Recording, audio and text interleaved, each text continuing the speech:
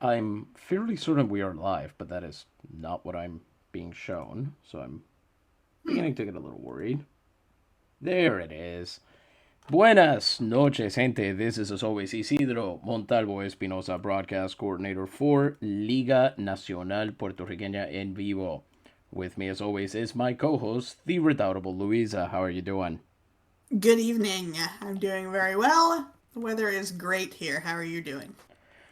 The weather is good. It was great for a couple days. Mornings were actually quite cool, which was really Yeah. nice.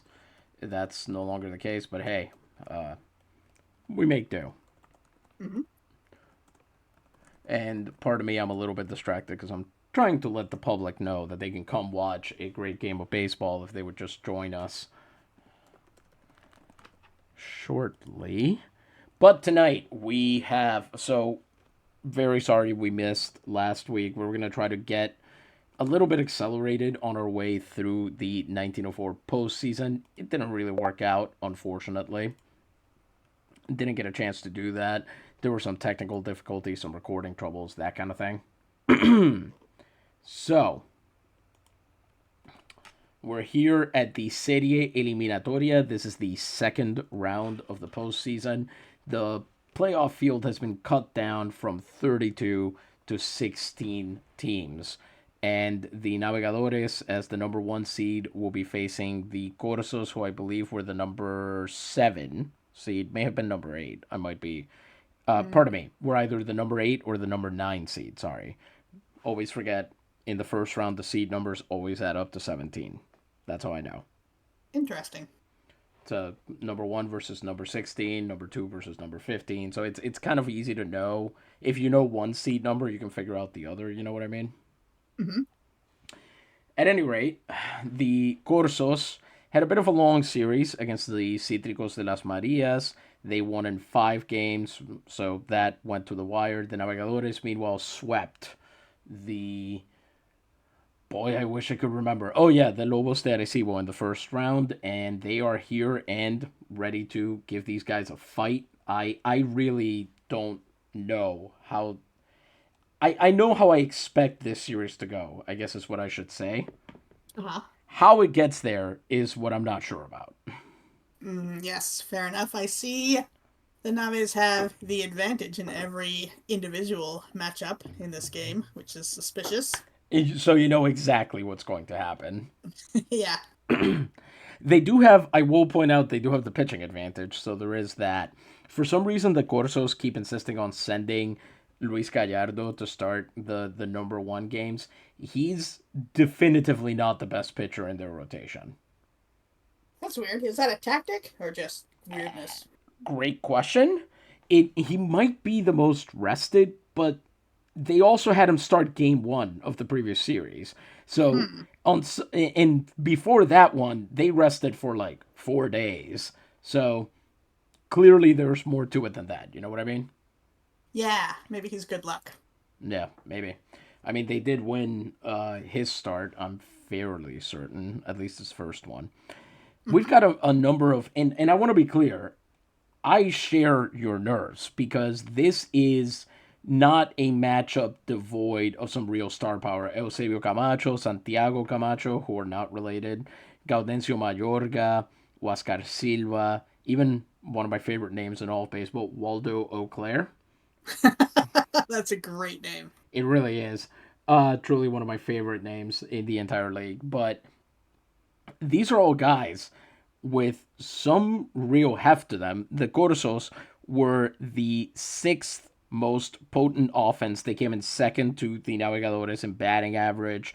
They were pretty high up there in basically every kind of batting metric, except Hmm. they didn't hit the ball super hard. Not a ton of extra base hits, not a ton of home runs. And they didn't draw a ton of walks, which is good because the Navegadores will spot them a few. That much we do know. Yeah. What they failed to do was prevent their opponents from scoring runs. Oh, that's not so good. When it takes you 5 games to beat the Cítricos, either you're allowing them to score too many runs, or they are, or you are managing to prevent them from how do I put this? The Citricos were already famous for not scoring runs. That's kind Uh-huh. of their whole bag. So you had to either completely shut them down, or sorry, to take them to 5 games, you were either allowing them to score too many runs, or they Hmm. were somehow being very effective against a very potent offense. Yes. So That it, does. sorry, go ahead. No, that's it. It makes sense. It does, and the result of all of this is that what we are going to see is going to be some weird crap. I would like to point out that La Timonera appears to be playing host to 4,579 people. Wow. The capacity in this park is, I'm fairly certain, an even 3,000. You think they quickly made up some extra bleachers to put around in any empty space?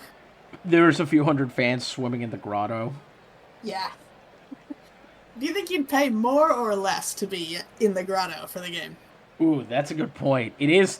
It's 27 degrees out, so it's not that hot. I don't think. Not Hmm. by Puerto Rican standards. So who knows? Maybe.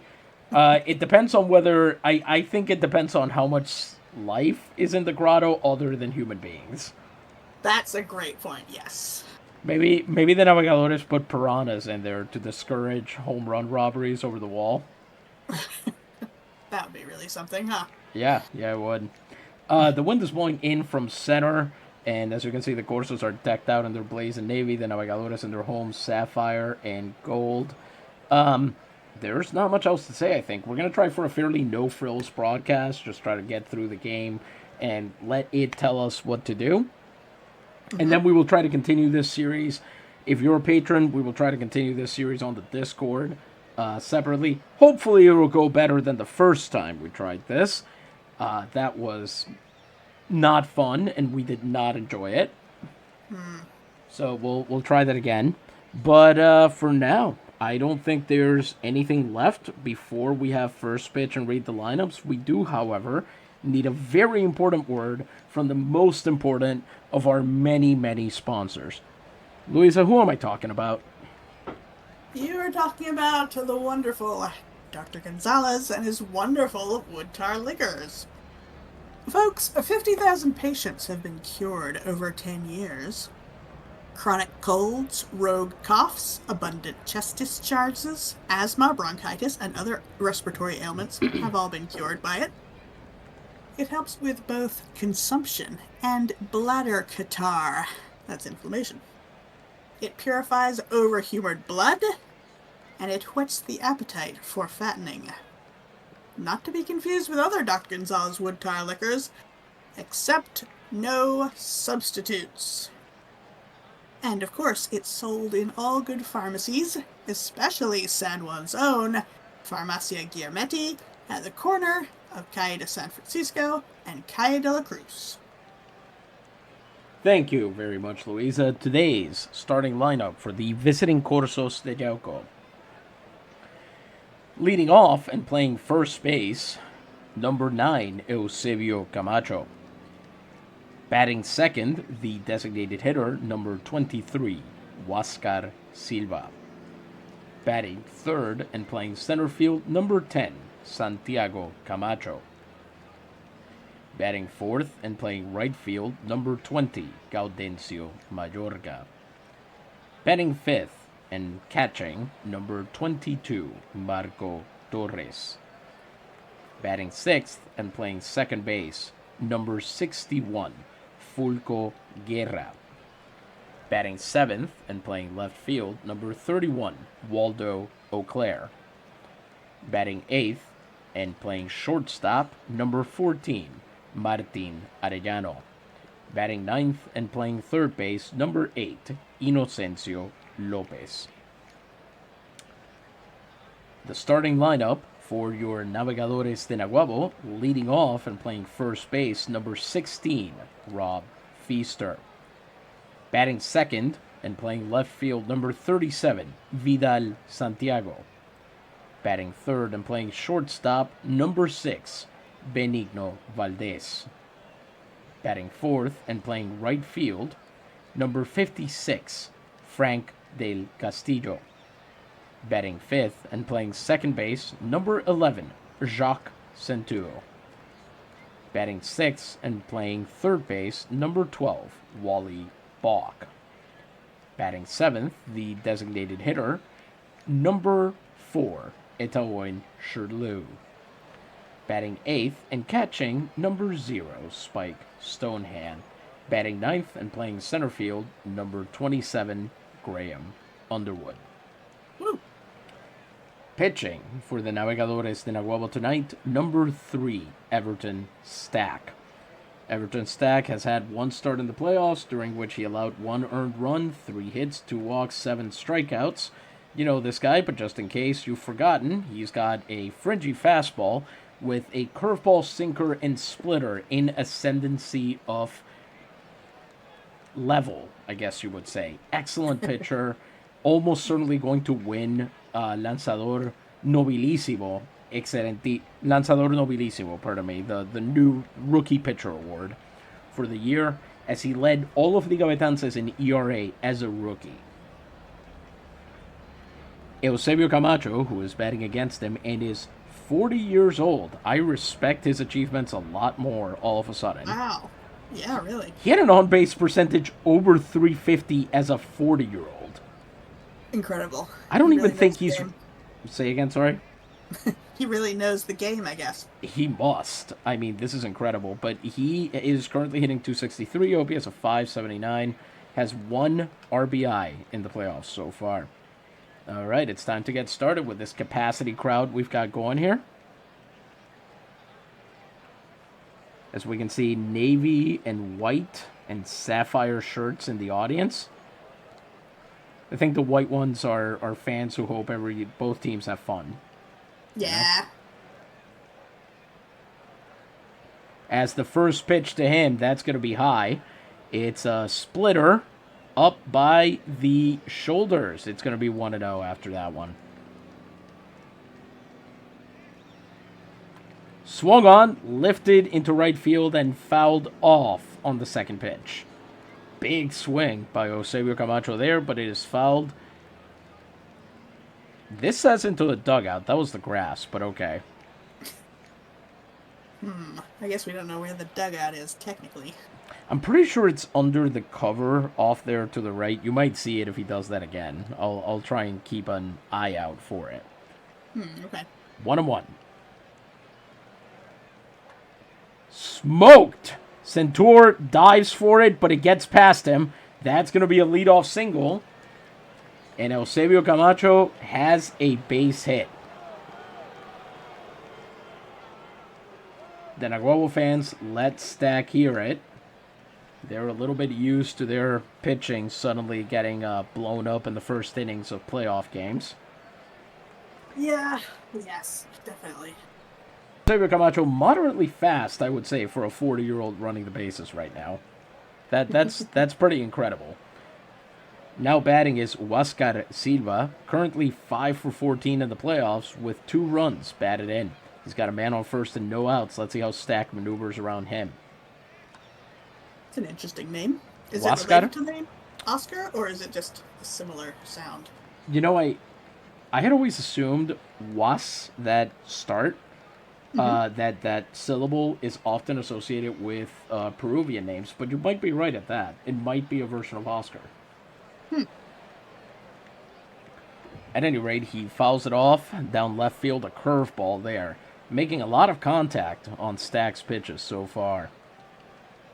As he throws a fastball barely inside, but the umpire doesn't let him have it. It's 1-1 now. Third pitch to him. Hit very hard out to right field. Frank Del Castillo with a diving catch. Robs him of a base hit down the line. Pardon me. I think we're going to watch that one again. A 4-star catch out there in right field. Wow, that looked like it was coming in real low. Yeah. And at the speed he hit it at, I thought for sure we've got ourselves a double on the line here. Yeah. But instead it's out number 1, so that instead Stack can face center fielder Santiago Camacho, who is currently 6 for 18 with 2 runs batted in, and he must have a couple of walks hanging around there too. on base percentage of 400 in the playoffs coming into this game. Wow. Man on first and 1 out. As fastball misses low and away, 1 and out. Stack attempts to pick off back to first. And Camacho is back. Camacho and Camacho. Camacho on base. Camacho at bat. Ooh. First whiff of the night for Everton Stack. A sinker. Inside. Jams him up. He goes right through it. That's strike 1. Stack attempts another pickoff to first, but Camacho is back in plenty of time. 1-1.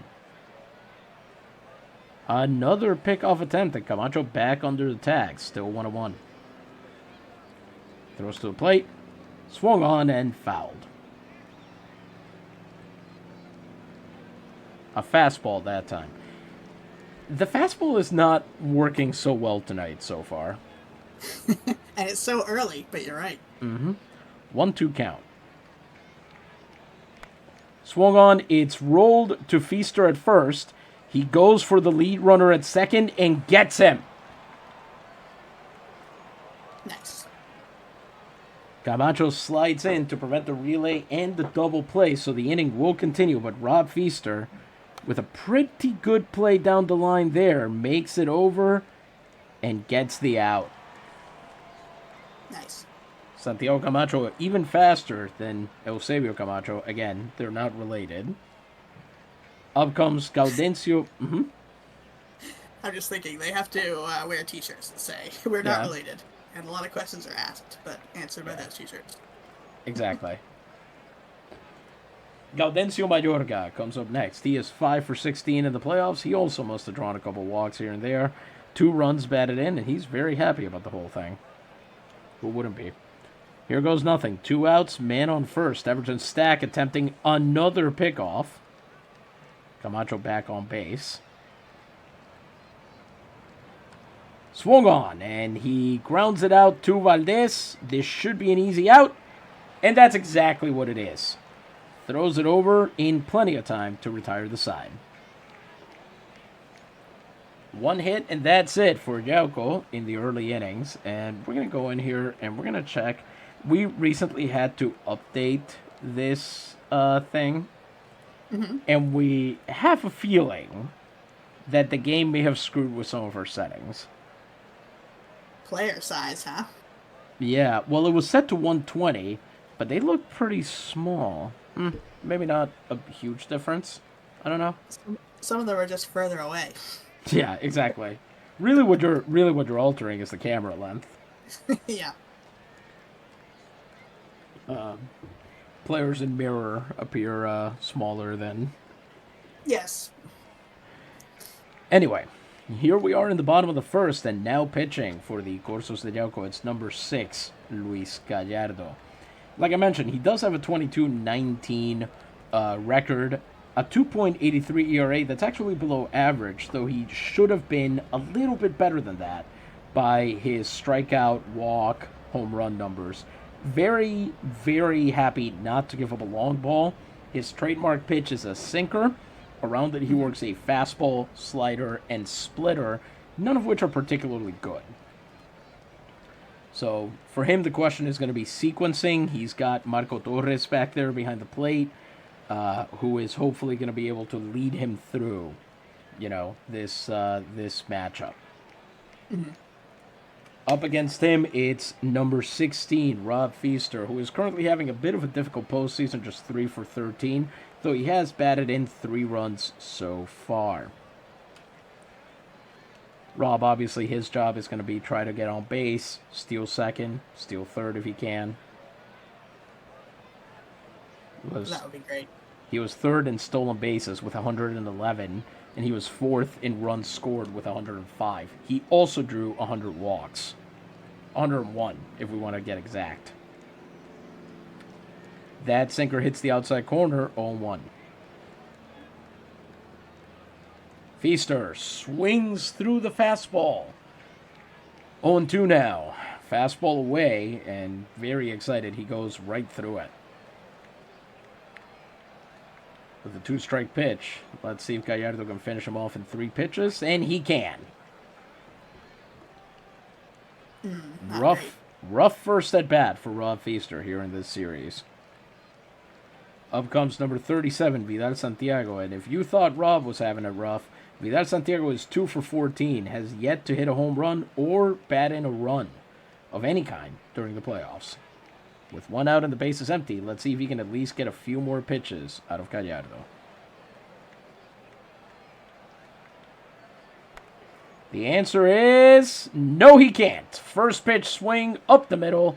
Arellano runs over and grabs it. Great play there by the opposing shortstop, Martin Arellano. Waited for it, got it, covered the ground as quickly as possible. By the way, I should mention, Luis Gallardo walked into this game with 17 innings, 16 hits, 3 runs, earned runs, 4 walks, and 5 strikeouts. And in a second here, I will tell you. Oh boy, this is a perfect time for technical difficulties to emerge. Come on. Trying to open up Luis Gallardo's postseason profile. I'll get you his ERA. There it is. What was it? His ERA so far in this postseason is 1.59, 1.53 now after those first 2 outs. He will now face the shortstop, Benji Valdez. He's hitting .412, RBI of 2. His OPS in the postseason is currently 1024. 2 outs, bases empty. He's done very well, Benji.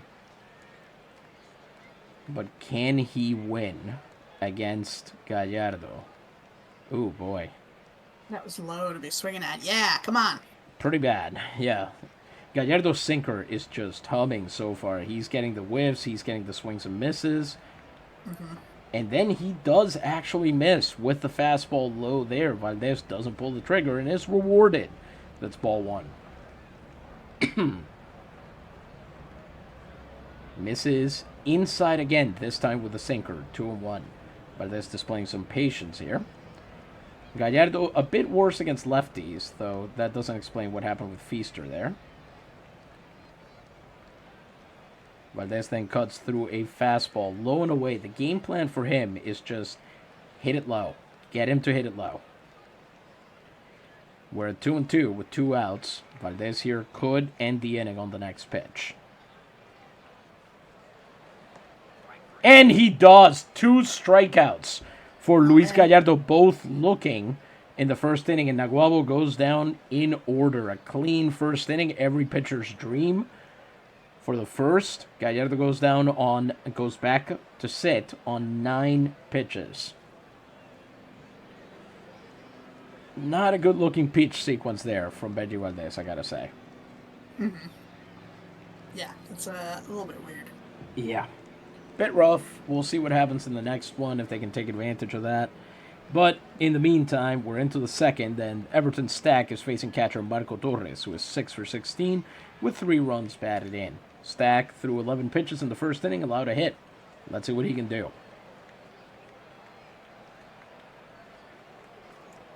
Torres watches that curveball completely miss the outside corner. 1-0.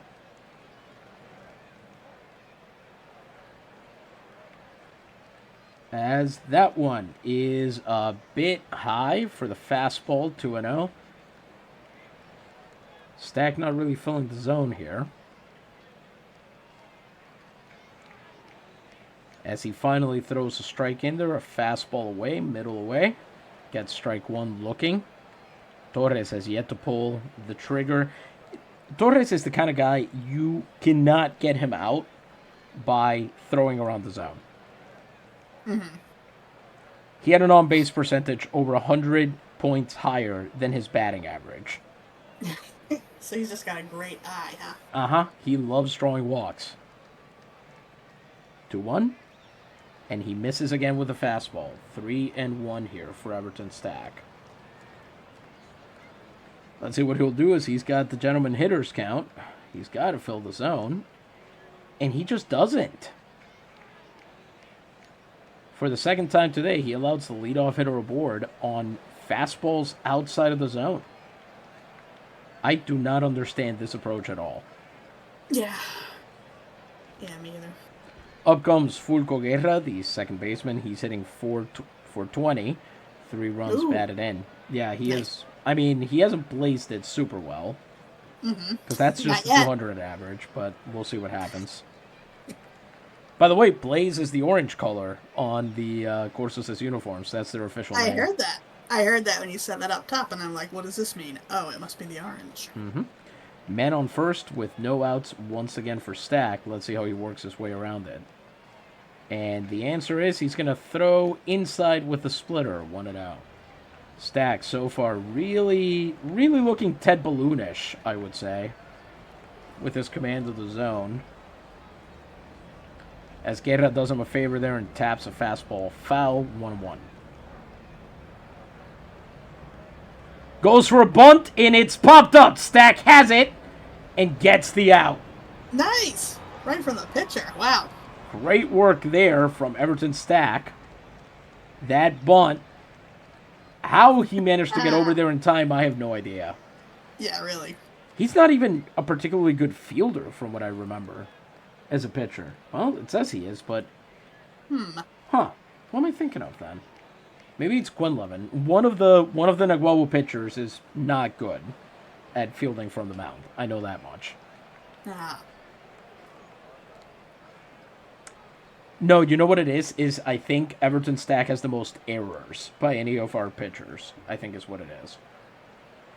Oh, okay. But that also means he's around. Yeah, but that also means he's trying to make those plays. So there is a certain amount of permissiveness there.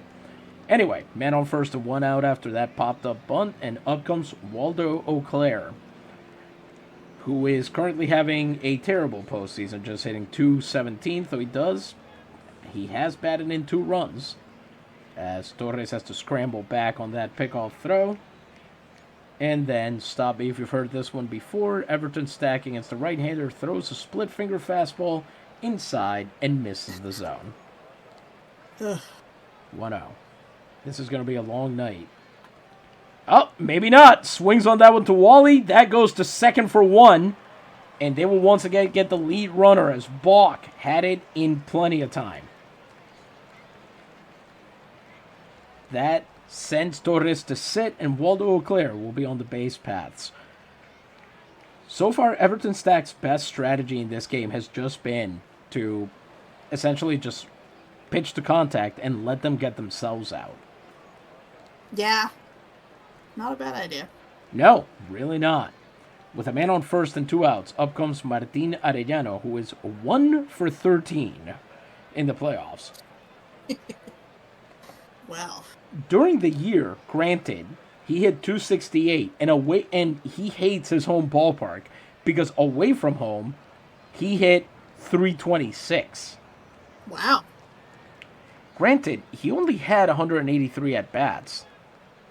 I'm suspecting this is a promotion. This guy started the year... Yep, he started the year on the Principiantes team, on the Napoleonicos. Oh, okay. Yep. So he's moving up. Okay. And he hurt... He hurt his nethers somehow. Undisclosed injury. Oh, man. The worst kind of injury. Mm-hmm. With 2 outs and a man on first, let's see if Stack can end the inning here as he makes that pickoff attempt again. But Auclair is back in plenty of time. Second pickoff attempt, Auclair back again. As, let's see there, are they going to say that's a strike? They do. It's a sinker inside, 0-1. Curveball misses low, 1-1. And he somehow gets a swing on that fastball inside. I didn't know players on other teams did that. Yeah. He was swinging all the way. That much we must have known. Anyway, with 2 strikes, let's see if he can end the inning here. And the answer is he can. Everton Stack gets his first strikeout of the night when Arellano tries to check his swing on a fastball away and goes around. His shoulder gets into it, and the umpire rings him up. Yauco ends their second inning, stranding another runner, which they got via a walk and a fielder's choice. And now it's time for Naguabo to see if anybody can do anything against Luis Gallardo. Luis Gallardo, 1 inning so far, 9 pitches, 2 strikeouts. He'll face Frank de Castillo, who is currently hitting 3 for 13 in the playoffs with a run batted in. Oh, that's going to be tough. Sure it is. Frank had a bit of a down offensive year this year.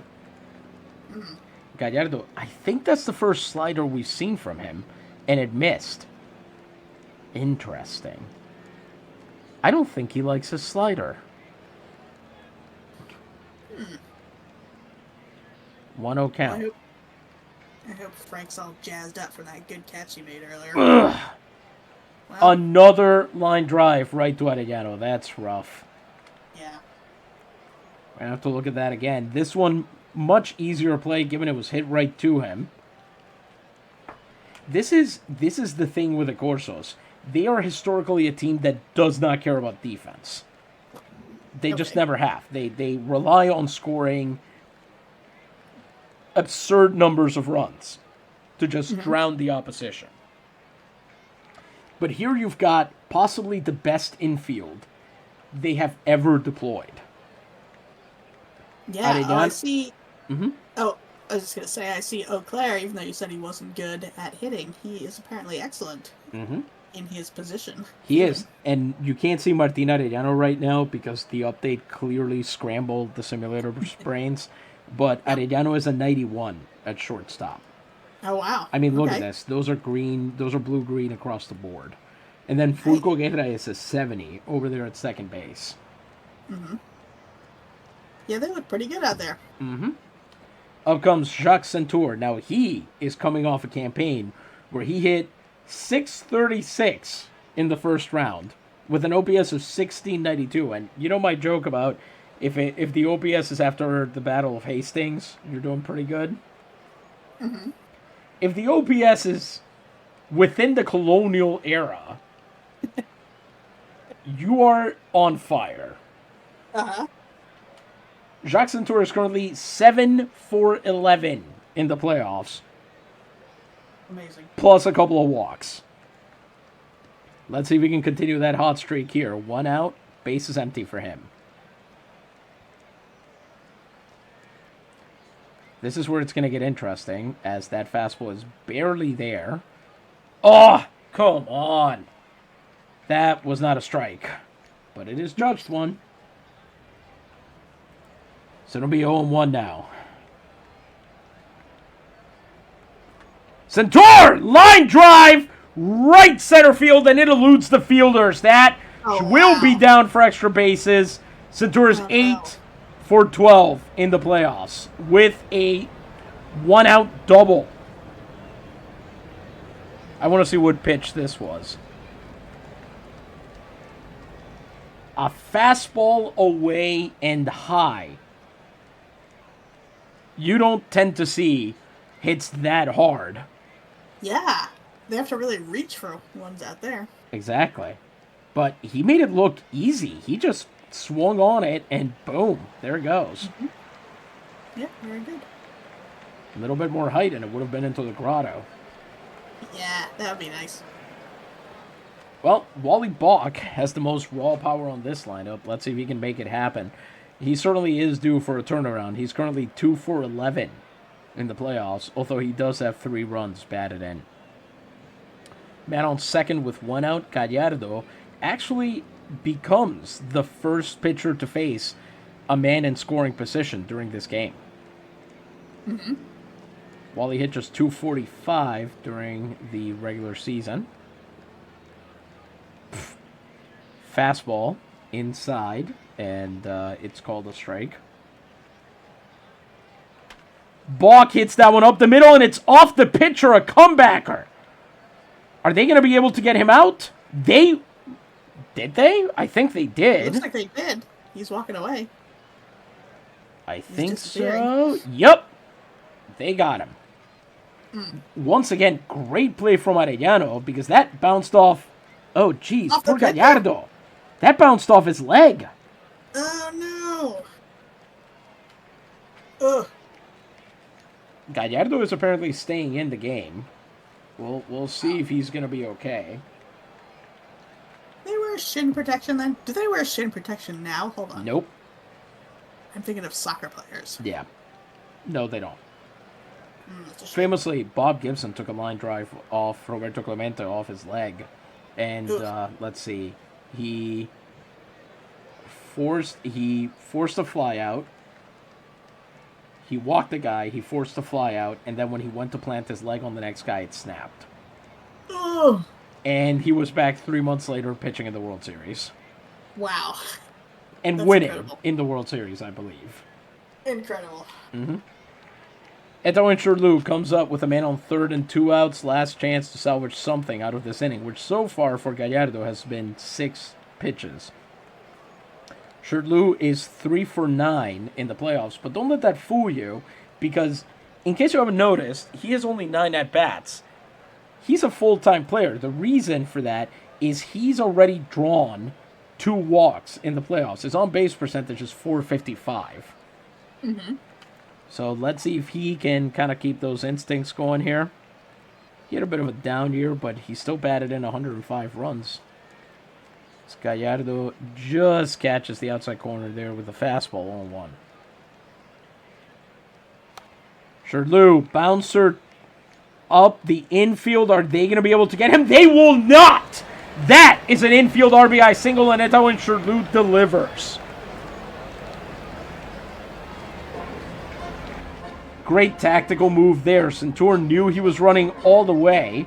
And a weak blooper that Gallardo understandably wanted nothing to do with ends up as an infield hit. That worked out just right.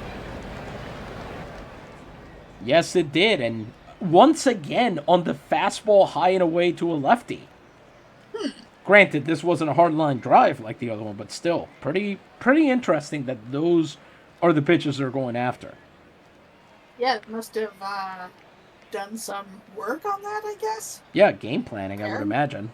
Maybe they know things the Citricos told them, perhaps, things like that. Somebody may have said, hey, Gallardo, when he comes up, just be aware of this. Your lefties, they should be watching out for this. I'm imagining they're getting this info somewhere behind a warehouse at the docks in the middle of the night, passing over an envelope, getting the information. I was imagining like a coded telegraph. Oh yeah, that's very good. Secret words. Yeah, one-time pads getting shared between teams. Nice. Yeah. People actually don't know this, but the original reason that Alan Turing was involved with code breaking was to stop baseball teams stealing signs. That's true. You can look that up. Oh, that's great. Anyway, 2 outs and a man on first for Spike Stonehand, who is 2 for 10, has batted in a run. And we said this before, we'll say it again. Spike Stonehand is our favorite guy to watch at the plate. We love whatever he does. He's our favorite boy. So let's see what happens here. He had an incredible offensive season for him this year as he watches that fastball go by for a strike 0-1. From behind in the count, not too great. Still strikes out a lot, but hey. Splitter. Ooh, that could have been a strike, and it wasn't. Very interesting. Yeah. 1-1 count. It must have changed the animation at some point. I used to be able to see if it was high or low, but now it looks below the zone all the time, even when it's not. Yeah, that is entirely possible. This update came out literally today. So, yeah, we probably should have waited. But, Anyway, it's a 1-2 count, fastball, splitter, and sinker. He fouled that one off. And that one gets a couple more inches to fair territory. We are off to the races. But Gallardo now on 20 pitches. Oh! Rung him up on the checked swing. A fastball again. Naguabo gets the run on 2 hits. And we go into the third. But not before the Navegadores draw first blood.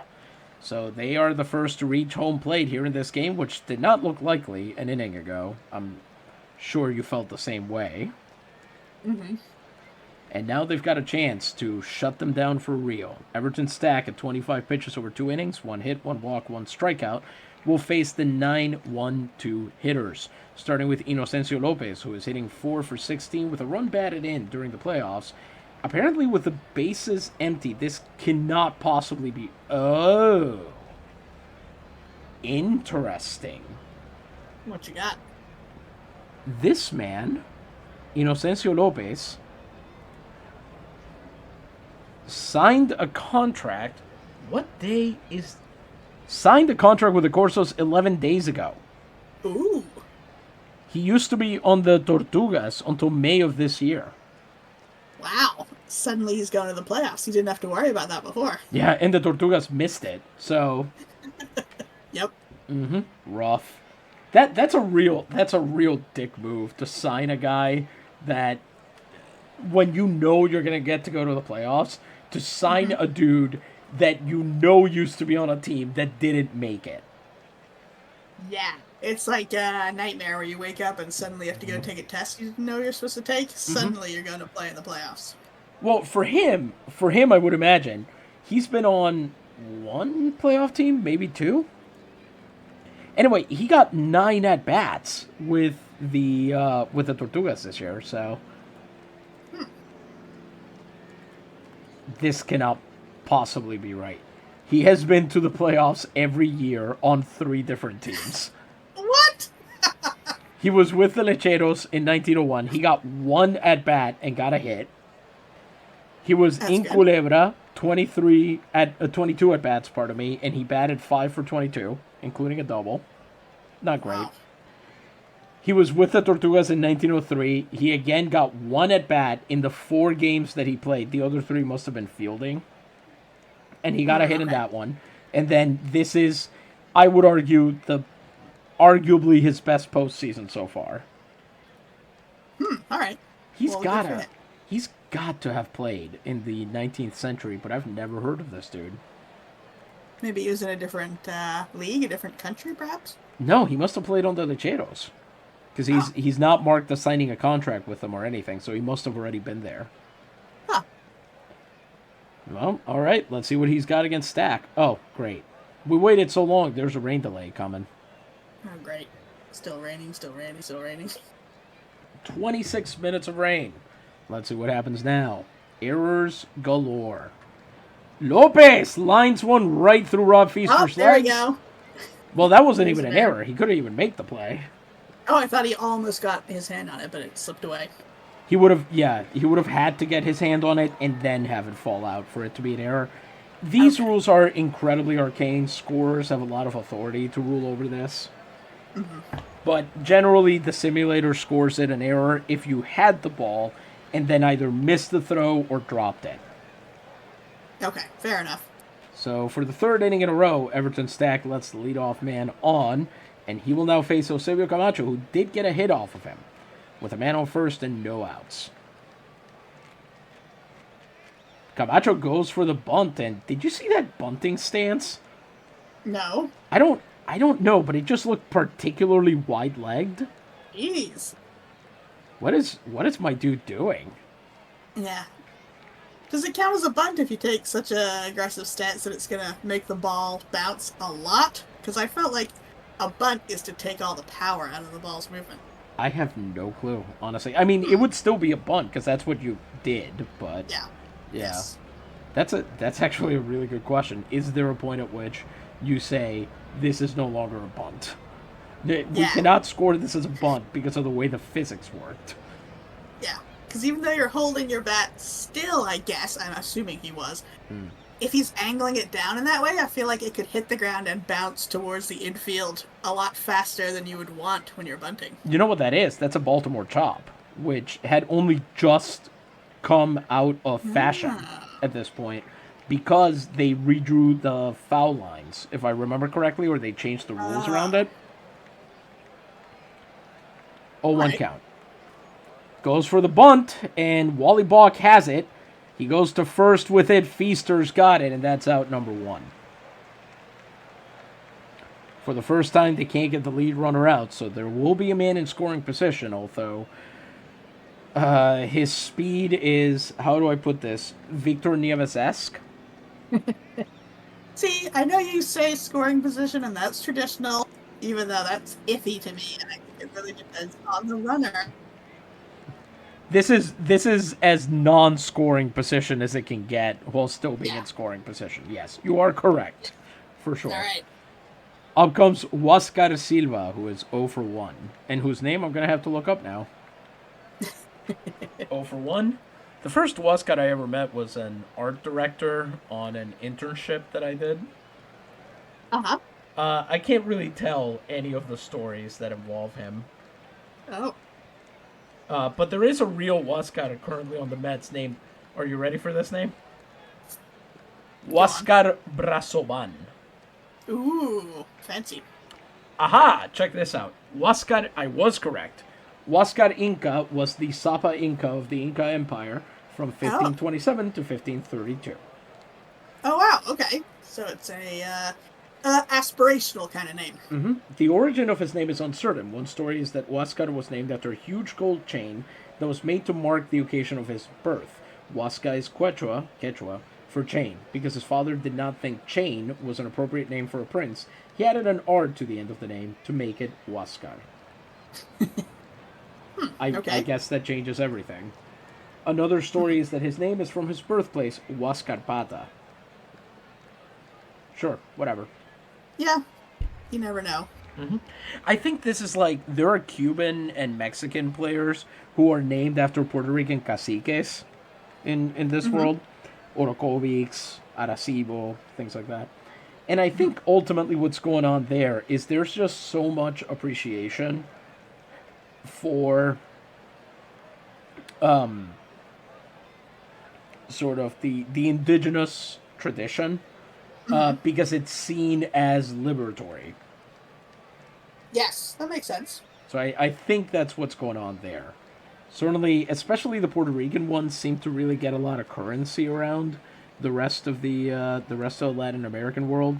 It's very weird to watch. The Cubans, at least, those were also related to the Taínos, so you can see where they would have gotten the idea. But it is very weird to see a Mexican player named, like, Humacao. Yeah, that is interesting. That's Anyway. nice. Here goes nothing. That was a fastball called strike one. And Stack immediately back on his crap. Low and outside with a second fastball. He essentially got the called strike and dared him to swing at that. That's going to land in no man's land. Underwood trying to get to it, but he can't. He's going to have to unleash that throw home as fast as he can, but it's not going to happen. He is safe at home as the throw is offline. And Stonehand has to bring it in. The Corsos tie the game here in the top of the third. It's an RBI single by Huáscar Silva. Everton Stack, now allowing his first earned run of the game, will face Santiago Camacho with a man on first and one out. Camacho is 0 for 1 on the day.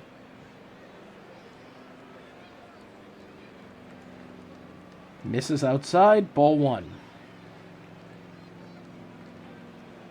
But Camacho does swing through that splitter. 1-1. High splitter, up in the zone. And Stack then attempts a pickoff. Silva will be back safely on that one. Hit hard as well. That's another line drive. A lot of hard contact off of Stack today. And Frank de Castillo is going to try to make that throw into third. I don't think he did he? Nope, not even close. He took too long. Yep, sure did. Camacho and Silva on second and third with one out for Everton Stack, and this game could get out of control very, very quickly as he now faces Gaudencio Mayorga, who is 0 for 1. Yeah. Everton Stack failing to strike out any of these batters. See, now they were fifth in strikeouts, meaning they had the fifth fewest. So that's also part of the problem. Everton Stack is a strikeout pitcher, and if he's not striking guys out, they're getting on base. Oh, okay. Yeah. That makes some sense. Yep. Like I said, anything could happen in this series. Like, yes, the Navegadores should win this in 5 games, but it may not happen in 3. Yep. Curveball in there for a strike, 0-1. Mayorga fouls that one off, and Everton Stack mutters a prayer there on the mound as it goes foul. 0-2 count, 2 curveballs there. Let's see if he can get him out with the third pitch and put himself in better position here. The answer is he nearly hits him with a fastball up and in. Oh, come on. Bit of chin music Right there. head. Ugh.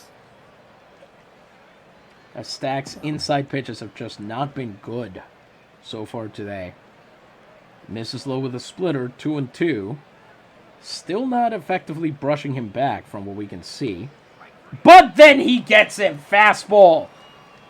Dotted, right. low in the zone, and gets his second strikeout of the day. He will now face Marco Torres, who drew a walk off of him last time. Not out of the woods yet, especially if he pitches him like he did his first at bat. 2 on, 2 outs for the Corsos here in the top of the third. Stack gets the strike call on that splitter. It's strike 1. Does he get the call on the curveball inside? He does not. That evens the count. It's 1-1 now. Torres fouls that one off. It's 1-2 on the sinker.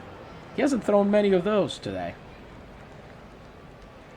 And let's see if he'll finish him off. 2-strike approach, and he misses low with the sinker. 2-2. All right, Everton. Let's try that again.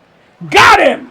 Strike 3 on the curveball inside. Torres, his good eye did not stop him there. He pulled the trigger, and it takes the Corsos 3 hits to put together the tying run. But they strand 2. The Corsos tie the game as we head into the bottom of the third. Everton Stack makes it out of the jam. I cannot believe they made it out of that one. It is wild. Everton Stack, I don't know why we're not trusting him here. I share your nerves. I'm not coming from a place of disagreement. This is what he's done all year. Okay. He won 32 games. His ERA was 1.01. Wow. Like, Should have more faith in him. He struck out 298 batters. Amazing. The man knows what he's doing. I don't know why we can't trust him in these situations, but I also understand why we can't trust him in these situations because we've been burned before. Yeah. We've watched this team get swept in the national championship. We've watched Ted Balloon get through 5 no-hit innings and then make complete hash out of his start in the 6th. We've seen this lineup just fail to score runs that were right there for the taking. We understand why we don't have any trust in these guys, and it's in some sense because they're not the ones doing this. They are the conduits for the gods of baseball. Mm-hmm. And one way you know this is that Everton Stack finished that inning at somewhere over 40 pitches. Luis Gallardo is cruising along with 21 pitches over 2 innings, over which he's allowed 2 hits, 1 run, 3 strikeouts, and he now faces Graham Underwood, who is having a pretty good postseason so far. He's 5 for 12 with 4 runs batted in, including a particularly heroic bases-clearing triple in Game 1, I believe, of the Serie Preliminar. Nice. Let's see what he can do. Ham, of course, kind of your high ceiling, low floor kind of guy. A lot of variance in the swings. Mm-hmm. Fastball low. He drew... I found this out researching for an article that we posted on our Ko-Fi earlier today. Did you know he drew all of 6 walks all year? No. Yeah, that's all. Now, mind you, he didn't strike out that often either. It's just he barely ever walked. Yeah, he does like to take his chances, I guess. Exactly. So he was making a lot of contact that just ended up in gloves, is what I'm trying to say. That's kind of the problem. For example, that line drive, which is the 3rd in 3 innings, to go right to Martin Arellano's glove. Not a bad pitch to swing on. A slider away for a left-hander. Yeah. It's not a bad decision, but you can't do that with Martin Arellano patrolling short there. He knew right where to be. Yep. Up comes Rob Feaster as the lineup turns over, and he's 0 for 1. Let's see if he can do better than his first at bat. 1 out and the base is empty for him. Swings on that one and bounces it foul. 0-1. Strike 2 at the knees. Dear Lord. 2 fastballs. Feaster. Bad swings on both. He does hit pretty well when he's behind on the count, so let's see what happens here on 2. He hits that one to Fulco Guerra at second. He's got it, makes the throw over, and that's a ground out from Rob Feaster. Makes contact this time. Vidal Santiago up next. He is 0 for 1 on the day. He has 1 hit in just 3 at-bats against Gallardo, who is just cruising through the early game here. 2 outs, bases empty.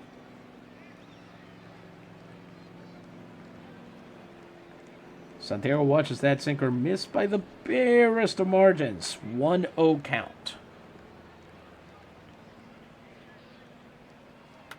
Swings on that one, hits it to Fulco Guerra, who's got it in plenty of time, makes the throw over to first, and Luis Gallardo will end the 3rd inning on 28 pitches. 28 total pitches. So far, I'm surprised the Navegadores have a run. I don't know about you. Yeah, it kind of feels that way. They're going to have to stop underestimating the Corsos. Yep. Before I step away from the booth and let you read a word from our sponsors, gut check. Where are you feeling? How do you think this is going to go? I don't think they're going to win. I think the Corsos are going to take it. I feel like this might be correct. Honestly. I think it's going to depend on whether the Stack is not as weak to the 3rd time through the lineup blues as most pitchers. So if he can at least give them 6 or 7 strong innings. Yeah. Even 6. I would take 6 right now. This is a 5-game series. There's a full bullpen going. Nate Chatwin can step in if they need him to. Varela, Anbar, Rose, Bourgeois, Catol, Perez, Royba. All of these guys are ready to go. So it shouldn't be trouble to put one of them in if we need it. Yes. But he's got to get there first. And if he can give them that, then they've got a chance, I think, in the late game. Mm-hmm. At any rate, I will be right back. Louisa, the booth is yours. Can't wait to hear which of our sponsors is being celebrated now. Thank you. Folks, I want to tell you about the Jimenez Car Company from Aguadilla. Announcing to friends and supporters that from July 12th, they've established a car service from Kamui to Aguadilla and vice versa. Vehicles of sufficient power to cause no bother to passengers who will not have to climb Aguadilla's hills on foot. Vehicles driven by expert chauffeurs hired expressly from the factory. Having finished their agreement with the American Railroad Company for the sale of tickets, passengers will obtain from our agents their car tickets when their trains arrive. Seats start at 3 pesos apiece. This sounds great. I said this before, but they're really doing a great job of pinpointing why you're going to want to pay your 3 pesos. The idea of climbing a bunch of hills to get to the next town, setting out to walk on a nice day, you might think, this isn't so bad. But if you're gradually climbing uphill, oh man, you're really going to wish you were traveling in style in one of these wonderful cars. I also like the promise of handling all of that for you, because you're going to arrive by train in one of these cities. And they're the agents, the car company agents, are going to have the tickets ready for you to take your car to your destination. That's always nice. That feels fancy. I don't travel a lot. I've never really traveled for business. So anytime I've had the opportunity to be like, oh, you arrive at a hotel or whatever, and they're like, we have everything handled for you from here on out, that feels pretty great. So load off your mind. I wonder what their cars looked like.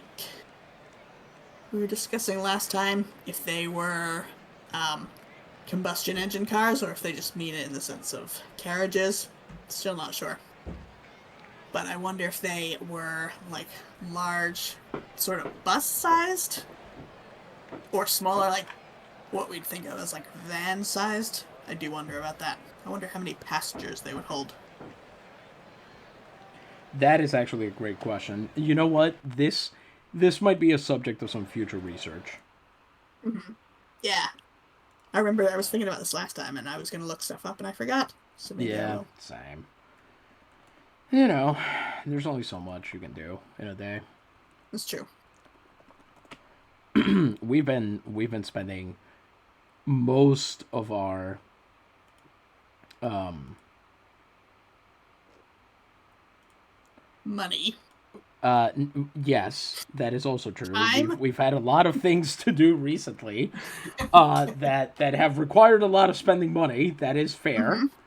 But no, we've been spending most of our time updating the site Mm-hmm. for the Liga Nacional Puertorriqueña, which has really been,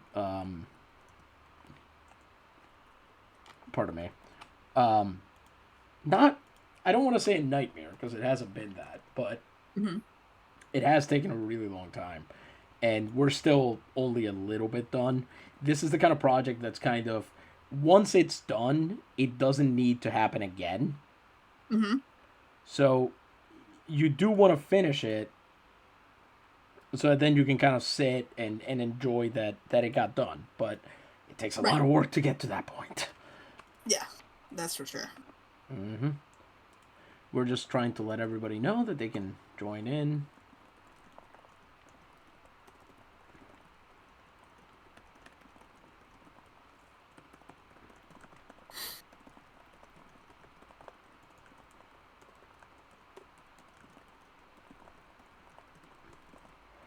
Oh man, the Corsos.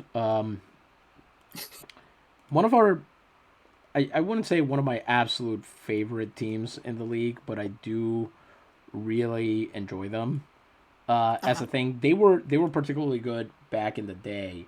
They won, I want to say, two titles in the 1870s. Mm-hmm. Then kind of fell apart for a while, Yeah. and then in the beginnings of the 20th century, decided that they were going to start taking baseball seriously again. Uh-huh. Here's the thing: they basically have never had a whole lot of competition. Is the problem, Yeah. So they and were able to coast. exactly. They've coasted for a very long time, and they're kind of the. There's this term used among LMP fans, sentao, which is sitting. You know, somebody who just like sits on the division lead and Okay. doesn't have to move because none of the other teams is going to make them. Yeah. And that's kind of where the Corsos have found themselves. They got to the point where some years they didn't even have to have a winning record to make it to the playoffs. Wow. I can see how they would get complacent. Exactly. And that's the problem because teams are not really incentivized to try and win that many games, even if they're in a tough division. Mm-hmm. It seems to be very. It seems to take a very long time for teams to realize, like, hey, this division's for the taking. I can get in here. You Yeah. know. Yeah. Definitely. By the way, just a quick update on the other games. The Murciélagos de Camuy are up 4-0 on the Palomas de Sidra. That is what we know as the Navegadores hate both these teams match. Bird versus bat. Rabbit versus stuff. The Romeros, pardon me, the Cotorras are up 2-0 on the Romeros. The Romeros are fine. The Cotorras are a rival team. And then basically the only team left, the only two teams left that are not historic rivals of the Navegadores are the Corsos and then the Romeros. The Cotorras, the Termales, the Telegrafistas, which, by the way, the Termales are up 3-0 on the Telegrafistas. The Murciélagos and the Palomas are all teams that we've run into in this, like, window of the Navegadores. Yeah. So, yes. Teams we love to hate. We have a lot of enemies. We do. We have a lot of haters. Yeah, there we go. Okay, here we go. Top of the fourth, Everton Stack. 44 pitches over 3 innings, 4 hits, 1 run, 1 walk, 3 strikeouts. Faces Fulco Guerra, who is 0 for 1 on the day. Let's see if entering the mid-game makes things any better for Everton. He runs to grab it. Stonehand has it, makes the throw, and gets him just barely. You look too late. Wow. That's why you communicate. If either one of you calls for that ball, maybe he must have missed the bag or something. Yeah, that's very weird. Okay. Anyway, it's the first time in this game that Everton Stack is not allowed the leadoff man aboard. So, nice. With 1 out and the base is empty, which is new, Waldo Auclair will be up. He is 0 for 1 on the day. Wally Bogg playing shallow for this one, as instead it's lined the other way, but it's fouled. Fastball that time, 0-1. Auclair does not make contact on the fastball low, 0-2. The 2 strikes on him. Let's see if Everton Stack can finish him off here. Oh, that was interesting. Waldo Auclair has had 249 at-bats with the bases empty, and do you want to know what his batting average was in those 249 at-bats? What's that? 249. Very good. That's some trivia. At any rate, exactly right. Auclair hits it to Centaur, who sends it right over to Feaster, and that's out number 2. Martin Arellano, who has been the cause of so much misery for the Navegadores tonight, comes up. He is 0 for 1 on the day. 2 outs, bases empty. See if Arellano can get aboard and extend the inning in what so far has been Stack's quickest frame. Arellano watches that fastball hit the inside of the zone. It's a strike, 0-1. Strike called again. He's got 2 strikes on Arellano here. See if that 326 average is going to be worth anything. He hits that one high. He hits that one deep. Is that one going foul? And it does. Oh, of course. A Martin Arellano postseason home run would be one of those sentences you don't expect to ever say. You know, that reminds me, we haven't seen a lot of balls go foul in this game, which we usually see a lot at every at-bat, so that's something. Yeah, I think both of these teams are good enough with the actual making contact that it reduces that. That's good. Oh, hey, Gary Melendon got caught stealing second. That doesn't happen a lot. 2 strikes again, and this time he misses with a sinker, 1-2. Everton Stack now past 50 pitches. But then he gets a strikeout on the next one. 4th strikeout of the night. And Everton Stack has his first clean inning of the night. A splitter gets him looking. So we head into the bottom of the 4th, and Valdez, Del Castillo, and the Centurion will be up to try and make things right. But they're facing Luis Gallardo, who is literally at just 28 pitches over 3 innings. 2 hits, 1 run, 3 strikeouts. Benji Valdez is 0 for 1 on the night.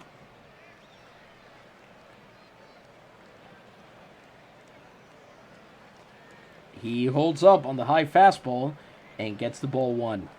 Oh, dear Lord. 1 and out. Gallardo misses with the fastball. 2-0 now. And misses again with the fastball. Is Gallardo afraid of Benji?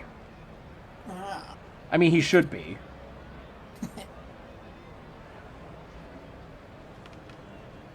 Hitters count for Benji Valdez. He walked him! 4-pitch walk to Valdez, all on fastballs outside of the zone. None of them, well, one of them close. The other three pretty good non-swing decisions. And this is where it gets interesting because Luis Gallardo, not a good holder. Doesn't hold runners on. Marco Torres, not a good thrower. You know 100% Benji Valdez is about to get caught stealing. Yeah. Oh, we love to see it. Yep, it's going to happen. Especially with that Castillo at bat. A guy who could triple him in easily. It's still going to happen. Oh, man. You're right. There we go. He's 0 for 1 on the day. There he goes. And he's in! What? Too late on the tag, and that is Benji Valdez's first stolen base of the playoffs, believe it or not.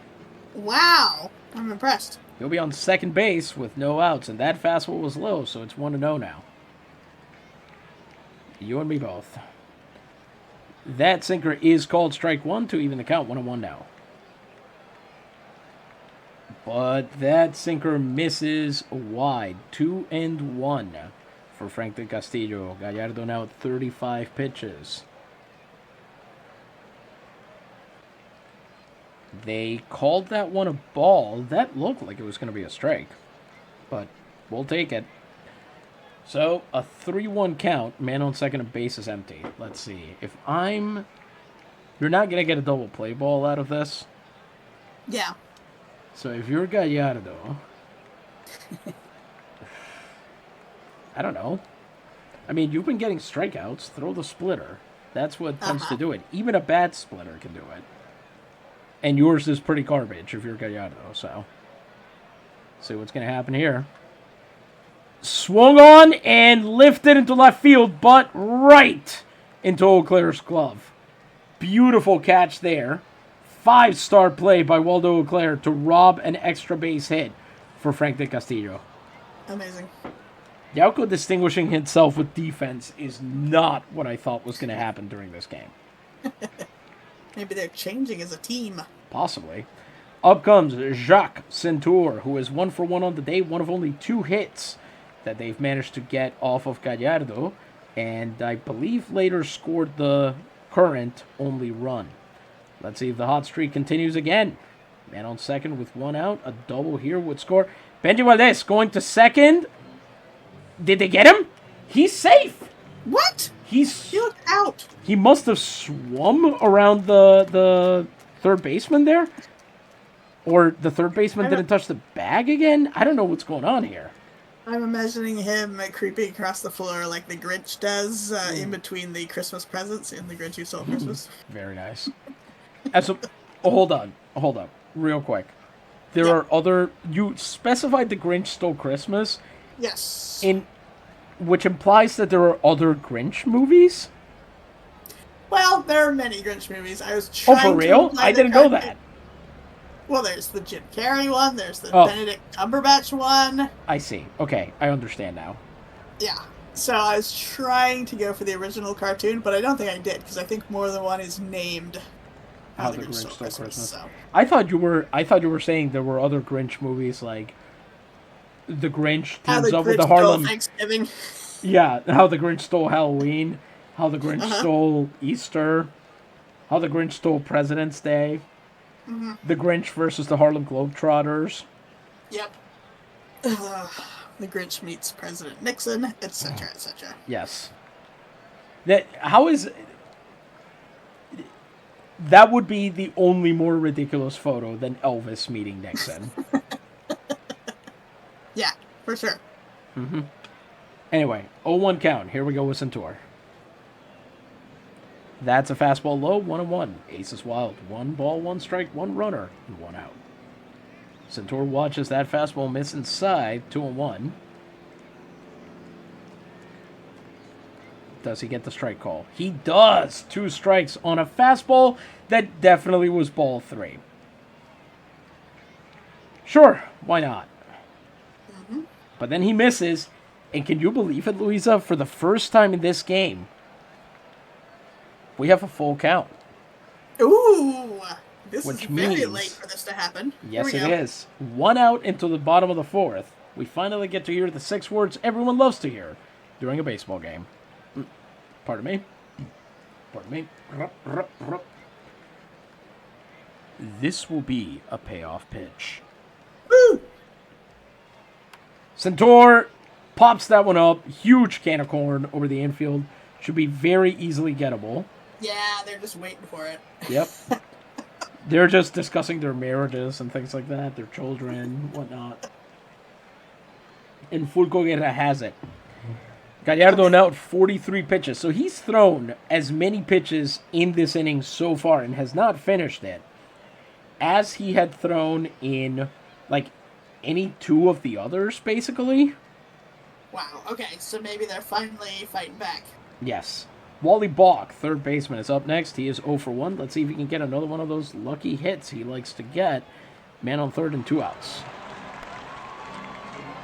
Dear Lord. That is incredibly popped up into foul territory. Is it going to get caught? Nope. Right fielder there, Mayorga's just going to let it hit foul. 0-1. He certainly knows what he needs to do here, and he's feeling himself. 0-1. That is hit right to Arellano, who's going to have all the time in the world to make that throw. And Wally Balk will be out at first on a bullet from Arellano to Camacho. The Navegadores get a walk, and that's Hawk. As we are through 4, the game remains tied 1-1. We head into Nope, nothing. We head into the 5th, and Everton Stack at 53 pitches through 4 innings, 4 hits, 1 run, 1 walk, 4 strikeouts, faces Inocencio Lopez, who had a hit off of him a little while ago. Let's see what's going to happen here in this inning.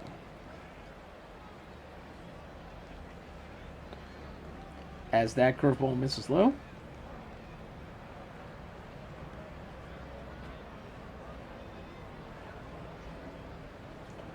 Well, that one is in there. Strike 1.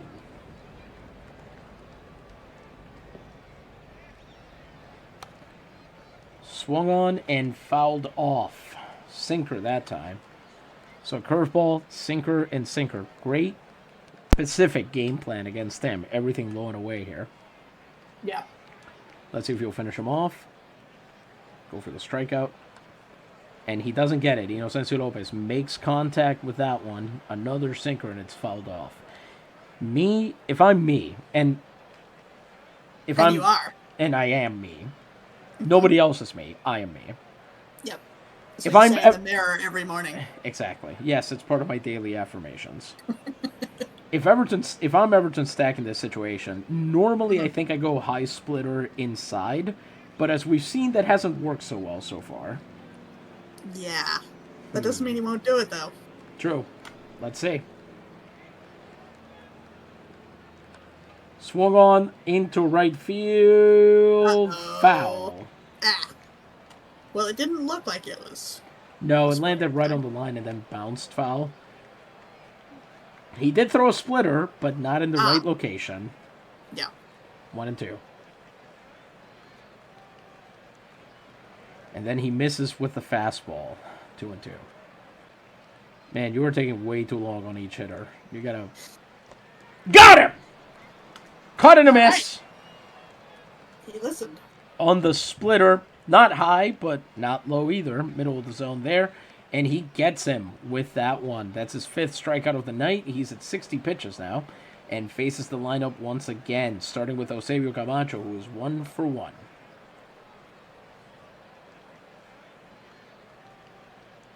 Last time, of course, Camacho laid down that sack bunt. Mm-hmm. As that fastball misses, it's low, 1-0. Before he follows it up with strike 1 on the sinker that time. The 1-1 count. And then misses again with the fastball. His insistence on throwing this fastball that is not landing in the zone. He's so sure it's about to work out, though. Fouls off the splitter, which was high and away this time, 2 and 2. Once again, let's see if Stack can collect strikeout number 6. He can! Gets him out on the low splitter, and Camacho sits down. Stack now at 6 strikeouts on the night. Strikeout number 6 is the sequel to Mambo number 5, by the way. Yeah, it's much sadder. Yep. Well, unless you're the pitcher. That's true. Which I assume is what Lou Bega would be doing in that situation, because that man isn't capable of doing tragedy. Well, at the beginning of the song, he's disappointed or worried to be in the car. He doesn't want to go to the liquor store on the corner for some reason. Sorry, you went in a very different direction than I did with it, because now I'm imagining Lou Bega covering that, what is that Bee Gees song about the mining disaster? Oh, right. Yes. I know what you're talking about. Don't remember his name. This is... I hesitate to say this, because I know that this is morally incorrect, but this might be the only good use of AI ever. Yeah. To really drill down, mining pun not intended, on what this song might be. Woof. Yeah. To get to the core of it, you might say. Oh, man. All right. Huáscar Silva is next up. He's 1 for 2 with a run batted in, 2 outs, bases empty. Starts him off with a fastball, and you just guaranteed he's going to throw like 5 more of those by swinging through it. You absolute doofus. Uh-huh. 0-1 count. I mean, tactically, that's a great move. Splitter misses low and away, 1-1. Swung on, hit to Centur. He's got it, makes the throw, and they are through 5. Everton Stack has another clean inning. Now it's time to see in the bottom of the 5th if they can keep going against Gallardo. Eto'o Lou is responsible for one of the 2 hits, and he batted in Centur. So let's see if he can keep the magic going, as he is now 4 for 10 against Luis Gallardo, who is through 4 innings on 45 pitches. 2 hits, 1 run, 1 walk, and 3 strikeouts, pardon me. I did a little mental math there. 8 minus 3 turned into 5. You know how it goes. Mm-hmm. Mama number 5. Exactly. Just got the number on the brain. Swung on! Hit hard into... You have got to be kidding me. Oh, no! There he is. Right in the way.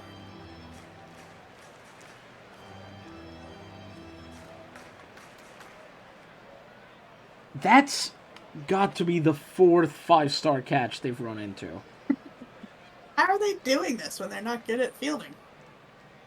Well, that's what I'm saying. I think Yauco has now... You're correct. They have changed as a team. They have learned that if you deploy a few good, really, really good fielders, it brings up the defense of the team as a whole. It's true. And, I mean, Mayorga's fine out there. He's not bad. I don't know what he's... Actually, this year he's doing quite well.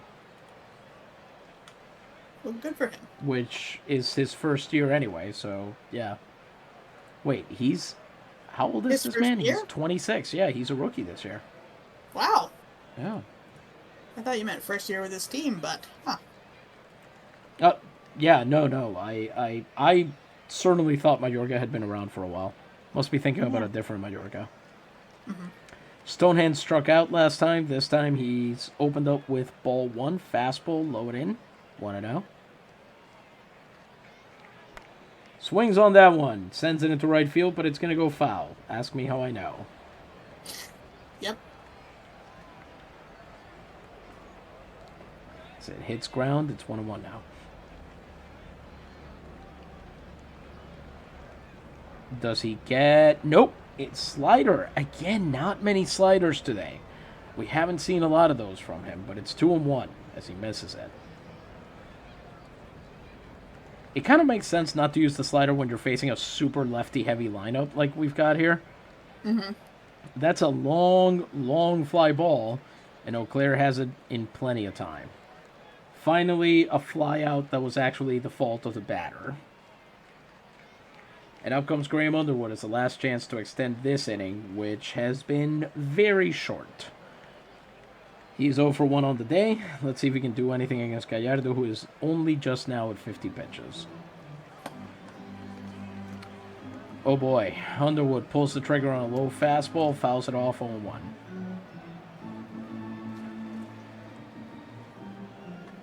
Swung on, hit hard into right center.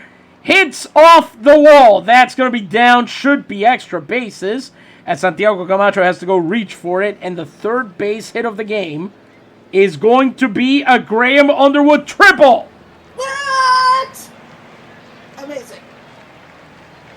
As Santiago Camacho couldn't quite grab it on the carom.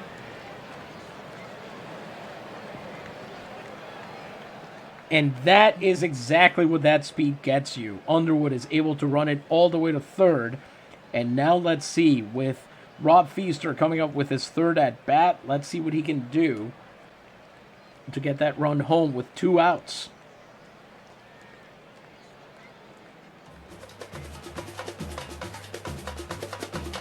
Yeah, get those drums going. Sinker is once again, ball 1 is called a strike. Feaster sends that one into left field. That is going to be foul. So it'll be 2 strikes once again. You know, for a guy who drew 100 walks during the year, Feaster has so far failed to take a single ball, as far as I can tell, during this game. Oh, man. He's got the yips. He sure does. But he hits that one hard, and it's through the first baseman. Woo! He can't get to it in time to run, scores, and that's the go-ahead on an error. Amazing. Underwood scores, and the Navegadores are up 2-1, as Rob Feaster is able to take advantage of a flub out there by Eusebio Camacho to make it to first. Which, of course... It's funny. It's funny because you mentioned earlier about the rain delay, and we were about to see a bunch of errors. But seeing that one just now, I realized we didn't. That was the first one. We really didn't. And the PA here, the play-by-play here, immediately insisted that this happened because of the wet ball. Sure it did, guys. Sure it did. Mm-hmm. 2 outs, man on first for Vidal Santiago, who is 0 for 2. He's in a real funk this postseason. And he might end up getting moved down in the lineup the way things are going for him. As there goes Feaster, and he is going to be there in plenty of time, apparently. How? I have no idea. Yeah. All right. Gallardo's beginning to tire on the mound there. He's at 56 pitches now. Man on second with 2 outs, a 1-0 count. Let's see, a good mistake pitch. Could be helpful. Santiago, center field. And Santiago Camacho dives to grab it. Well, that's the end of that. The Navegadores pick up a hit and a run on a reach on error there. Another amazing catch from the Yauco outfield on what otherwise would have been a great swing. Wow. And a good base hit. It's just, I don't even know where to begin with this. Yeah. But Graham Underwood, I don't know if you noticed, is officially on fire. Yay! That's nice to see. So here we go in the top of the 6. It'll be Camacho, Mayorga, and Torres at minimum. For Everton Stack, who is through 5 innings on 68 pitches, 4 hits, 1 run, 1 walk, and 6 strikeouts. Santiago Camacho is 1 for 2 on the day. This, I think, is your key inning.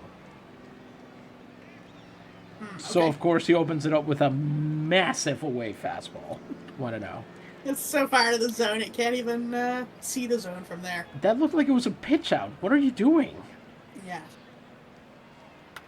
Camacho hits that one, and...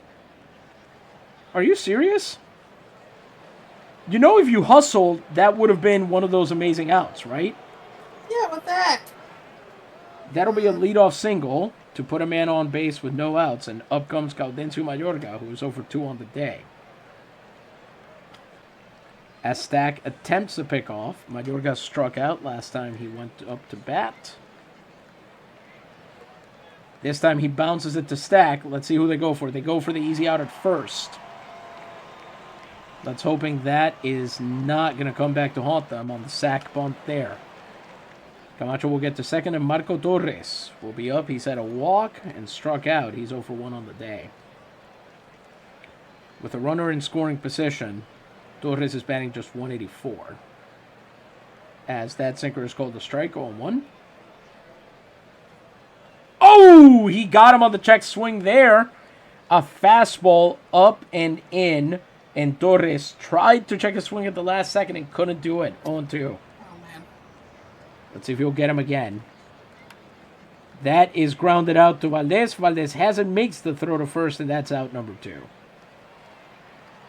A little bit of breathing room here for Everton Stack. He's got 2 outs with a man on with a tying run on third, and he's facing Fulco Guerra, who's over 2 on the day.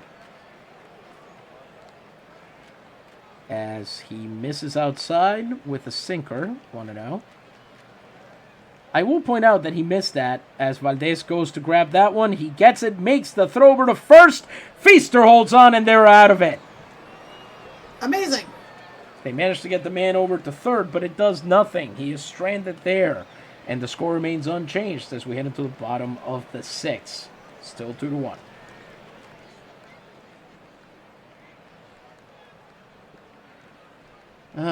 I forgot. Fulco Guerra. I was going to say something there, and I don't remember now. Something about his name? No. Or his performance? It was something about the way I expected them to handle it, but obviously it's inoperative now. All right. As here in the 7th, Waldo Auclair, pardon me, looking at the wrong lineup.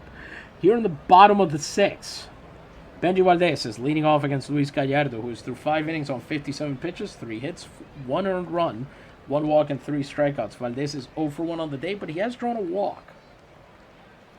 Let's see if there's a little bit more of that Benji magic on the day available. As that fastball is in there, it's 0-1. Misses inside with the second fastball, 1-1. Valdez sends that one away, fouled. A third fastball, 1-2. This is where I think if you're Gallardo... See, the thing is, Gallardo has one breaking ball. It's a slider. And that's not good to throw on lefties if you're a righty. You don't want to do that. Yeah. That is one of the most one of the most handedness dependent pitches there is.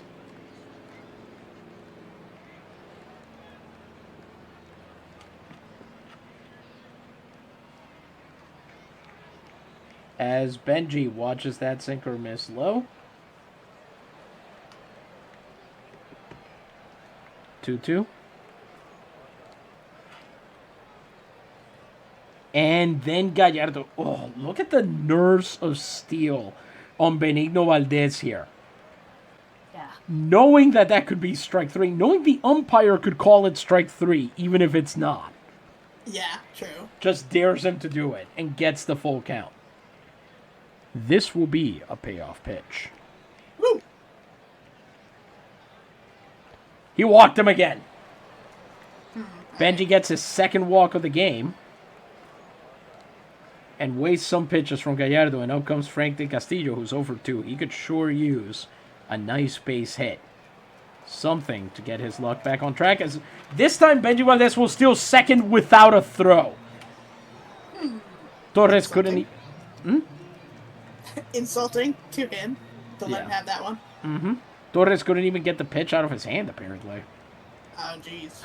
It's an 0-1 count now after that slider landed in the zone. And fastball misses low, 1-1.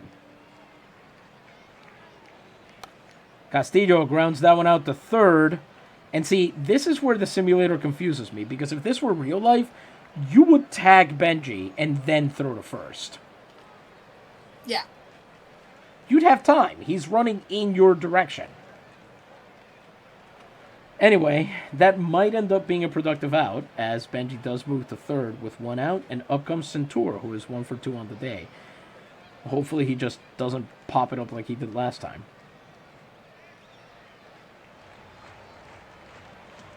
Saying he popped out to right last at bat is generous. It was over the infield dirt. Yes. Slider misses low and outside, 1-0. See, that's why you don't want to throw it against lefties. He holds up on the fastball, 2-0 now. And holds up on the slider as well, 3-0. Interesting. Let's see what Gallardo's going to go for here. Not a whole lot of hitters counts for him. The answer is he puts a fastball strike right down the middle to make it 3-1. Centaur, being, of course, a gentleman, lets it go by.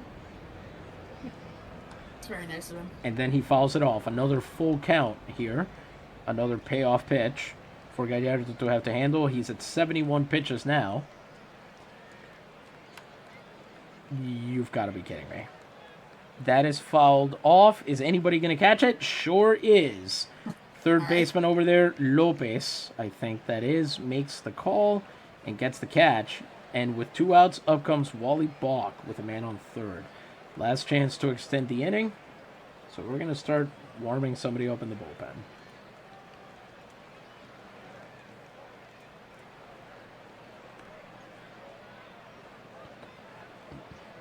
Balk is 0 for 2 on the day. And that is exactly why. He swings on that first pitch, and that's going to drop directly over Santiago Camacho. Soft fly ball to him. And after that walk, they get nothing. The fact that the Navegadores, through 6 innings, remain in front of the Corsos, 2-1, with a box score that looks like it was written in binary, is incredible to me. What do you do? How confident are you? Where are your vibes now? That's a good question. I feel like the Corsos, they're still doing that great fielding, but they've kind of given up on aggressive batting, it seems. So I'm starting to think, actually, the Naves are going to win this one now. Yeah, Barely. I think it might stay this score. There's a small possibility that they pull away in the late innings, but I don't know. I'm just not seeing it. Although they did just replace Eau Claire with Amaya here, who is presumably not as good a defender. In fact, he's a terrible defender. Oh, jeez. So this is going to be... That's as bad as he could be, right? And he's a first baseman, so probably he's not going to be in there in left field next inning. So we'll see what happens. At any rate, I am going to step away from the booth once again and let you get on with another one of our beautiful sponsors. And then we will update everybody as to the other scores, let everybody know they can still get in, and we will move on with our game. Thank you. Folks, I want to tell you about another medicine important for all your ailments. This is Dr. Ayer's Pills. And these wonderful pills cure dyspepsia, constipation, migraine, upset stomachs, kidney or uterine pains, and they are purely vegetal, sugared, and laxative. No one should be without a little jar of these pills to be able to take a small dose when the first symptoms of indigestion hit, and thereby avoid an infinity of illnesses. And these are prepared by Dr. J.C. Ayer and Company of Lowell, Massachusetts, United States. This is an interesting idea to me, that some natural laxatives are going to cure your migraine, your uterine pains. I'm not so sure.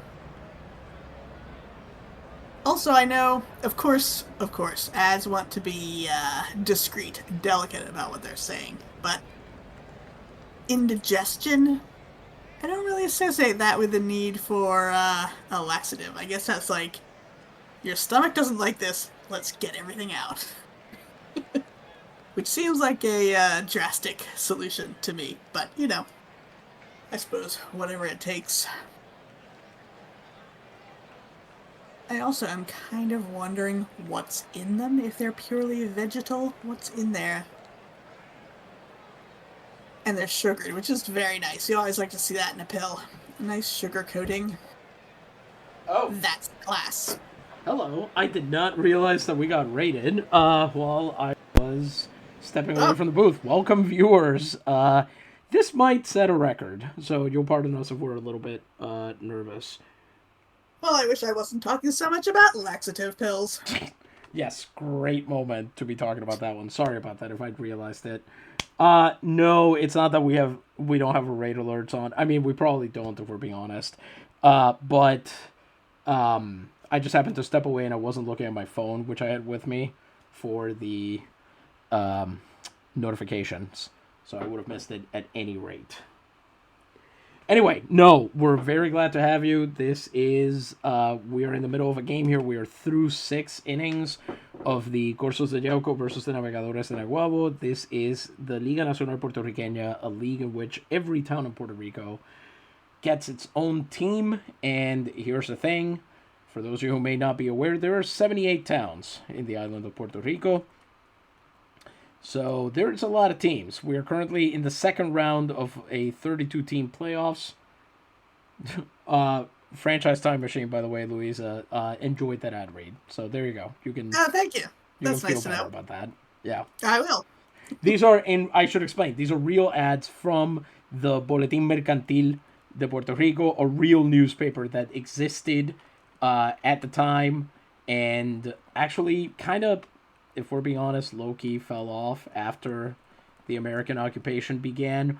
But in this reality, the American occupation never began, so it's still going strong. And there are so many old-timey medicine ads. There's all this amazing stuff in there that we can check it out. And again, in a second here, we'll go ahead and get started. We're just very quickly letting everybody know on our social media what's going on here.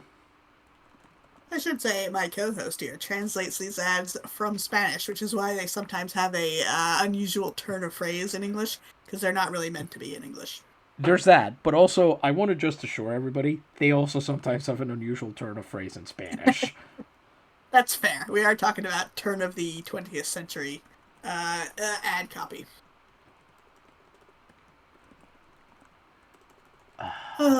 Sugared pills. I wonder if they still nowadays, probably different, but at the time, what you would do is you'd put your tablets in a big drum and you'd add sugar that had been cooked to the point where it's about to crystallize back into sugar. And you pour it into the drum while all the pills are rolling around in there, so they never stop moving, so it forms a coating on each one.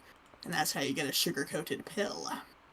And then usually they would add confectioner's wax, which is made of beetles, or beeswax, which of course is from bees.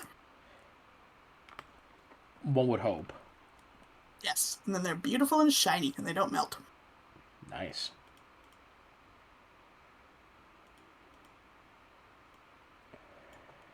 This is, I'm not going to lie to you, this is so much more than I ever expected to learn about what are basically patent medicines.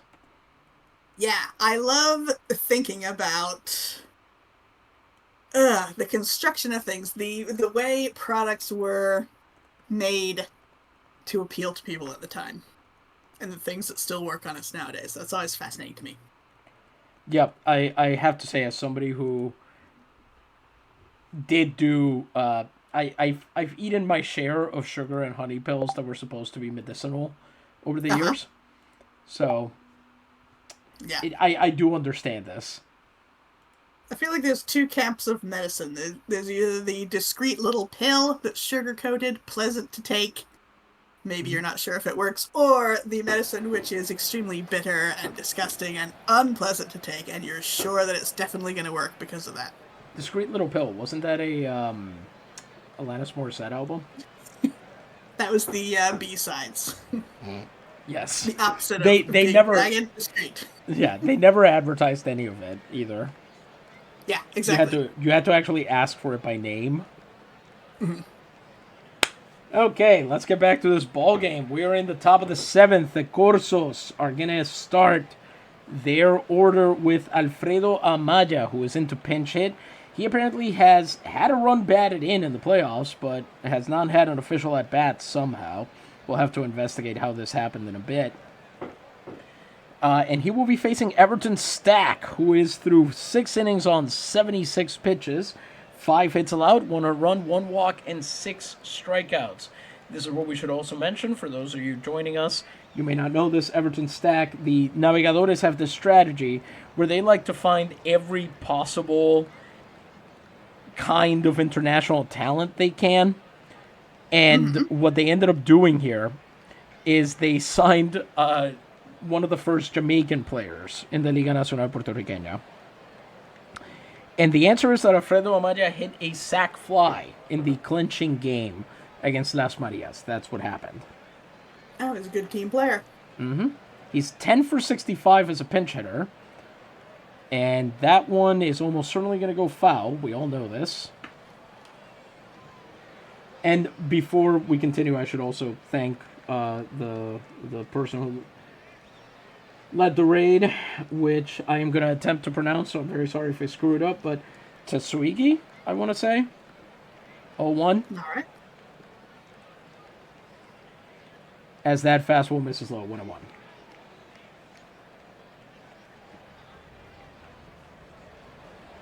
The 76 team league is intriguing, but now I'm here for the ad reads and banter. Let's go. That's what we're talking about. Yeah. Build a world around these fictional players. That's right. What are you gonna say? High fastball for strike 2. Nothing. I was just calling the ball game. Yeah, the least important part. Interfering with that. Splitter gets him, and he goes down. Everton Stack's 7th strikeout of the game. All right, let's go. Up comes pinch hitter Sebastián Galvez, who apparently has not even had an at-bat, but appears to have played in the majority of Yauco's games this season. How's that? That's a great question. Not designated hitter, I don't think. Maybe he was a third baseman. Okay. Now, granted, he is hitting .571 as a pinch hitter. Sinker is in there for strike 1. See, this is a problem. We try to have a no-frills broadcast so we can get out of here on time and go to bed on a Friday night and whatnot. Yeah. That's not why anybody shows up.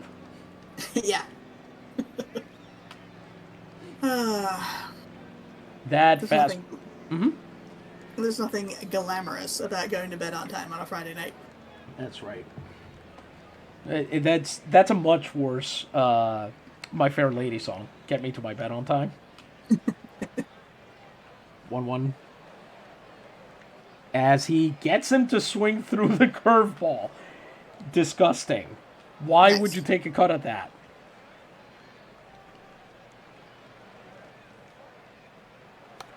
As he pops that one up into center field, Ham Underwood coming in for one of his few chances at a putout here. You've got to be kidding me. No! Ham, how could you do this? Well, Ham, things were going. Forgive you. This was going so well, and then Ham dropped the ball. For those of you who are unaware, Ham Underwood, along with Vidal Santiago in left, Frank De Castillo in right, Wally Bach at third, Benji Valdez at shortstop, Cintura at second, Feaster at first, and Spike Stonehand, number 0, catching. Were all created by our patrons. The only player on the field right now who is not a patron-created player is, in fact, the pitcher, Everton Stack. So you can join us. You've seen the Ko-Fi page there. If that's something that interests you, by all means, check it out. Our most recent post was a review of how these special prospects did over the course of the season. All right, here we go. I will say, my special prospect is Ham Underwood, and in this game, he got a little flame next to his name, meaning he's on a hot streak, and I wonder if it's about to go away. Because of the error? Yeah. The hot streak is... It's weird, because the hot streak is about hitting entirely. Oh, not fielding at all? But it does seem to affect fielding. And mentally, perhaps. What I have noticed is that if a two-way player gets hot at one thing, it affects the other thing. So if he's a pitcher, but he's got the fire icon, he's a better hitter during that time. Okay. He's just feeling himself. All right, well, I hope it keeps up then. He got overconfident on one ball. It happens. Forget about it. I guess I should have said that I'll never forgive him. I will forgive him. Maybe. Okay. Let's see what happens with this runner before you forgive him. That's a good point.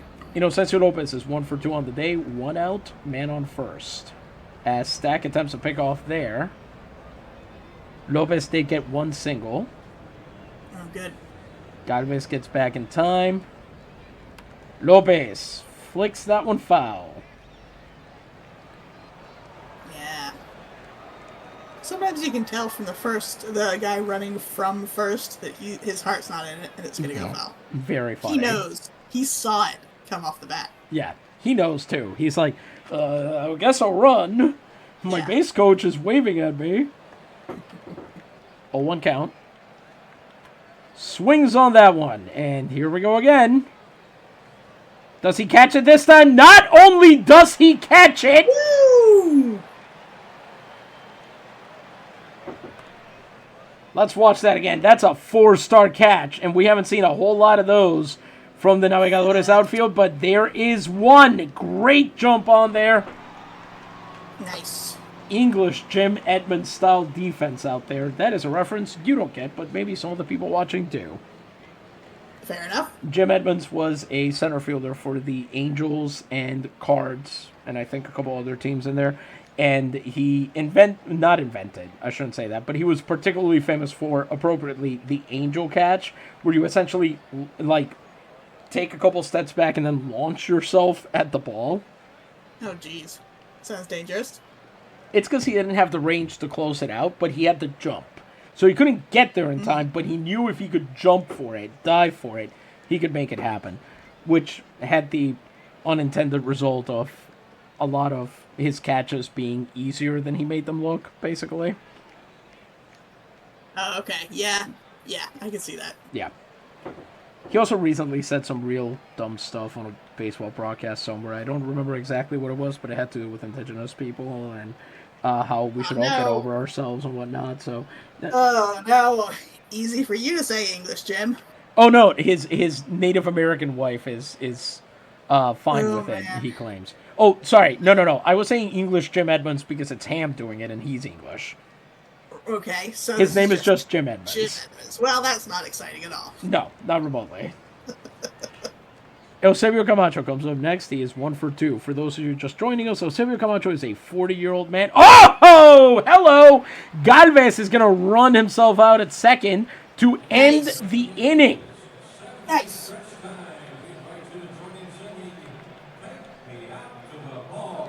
For those of you wondering, one of our conceits in this league is that each team in the Liga Nacional Puertorriqueña picks a different song to play during the 7th inning stretch. The Navegadores, being the Navigators, use Styx's Come Sail Away. Yes. We try to pick songs that aren't too hard to sing, and that also would be kind of terrifying if you heard an entire opposing crowd singing them. Yes. Have I told you my theory about this song? That it is the perfect bridge between the 70s, when there are a lot of songs about being a sailor or a wizard or whatever, throwbacks to the past, and the 80s with the aliens at the end, because it's a look to the future and the chrome and neon of the 80s. When did Come Sail Away come out? 70...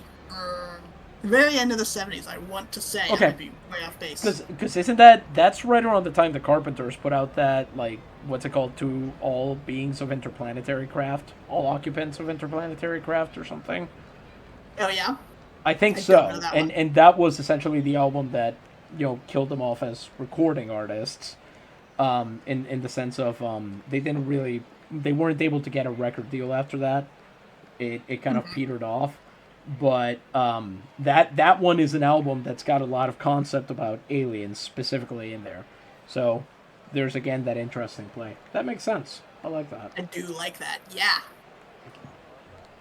And then, of course, AWOL Nation just turned it into Are the Aliens Even Real? With Sale. Anyway, bottom of the 7th. Luis Gallardo will now face Eto'o Shirley, Spike Stonehand, Graham Underwood. Gallardo is through 6 innings on 73 pitches, 3 hits, 1 run, 2 walks, 3 strikeouts, and he faces Shirley, who is 1 for 2 with a ribby on the day.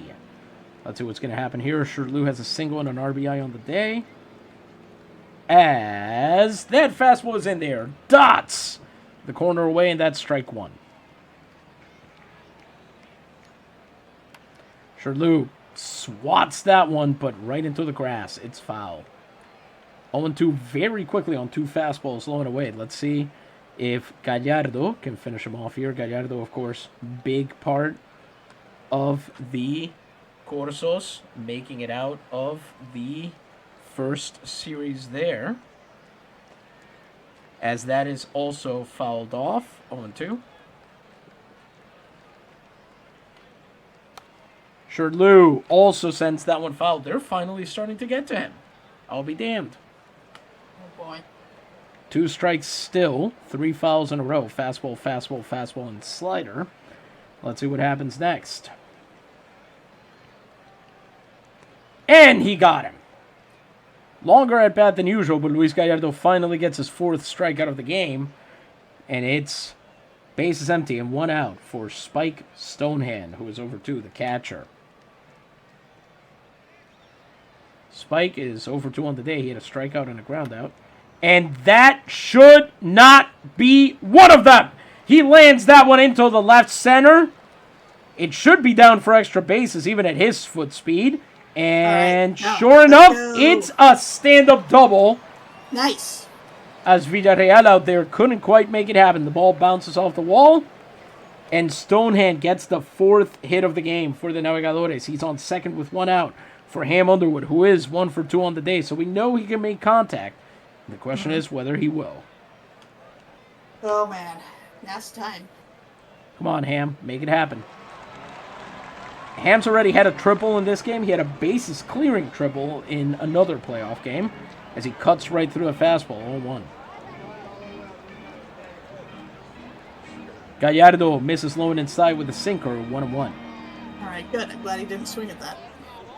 Misses with the fastball inside, 2-1. Yeah, your boys swung on, and is that going to land? Yes, it will! That's going to be a base hit to put runners on the corners. As, by the way, forgot to mention, now in left field for the Corsos, number 27, Tomas Villarreal. Now at second base for the Corsos, number 18, Sebastián Galvez, pardon me. Fulco Guerra, number 61, moving over to shortstop. Franchise Time Machine asks, commentator professionalism aside, do you have favorite teams in the league?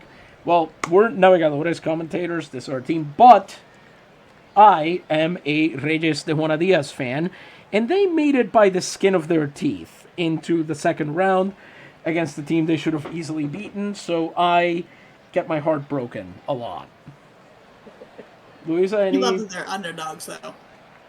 They shouldn't be, though. They win their division like every year. They just choke in the playoffs.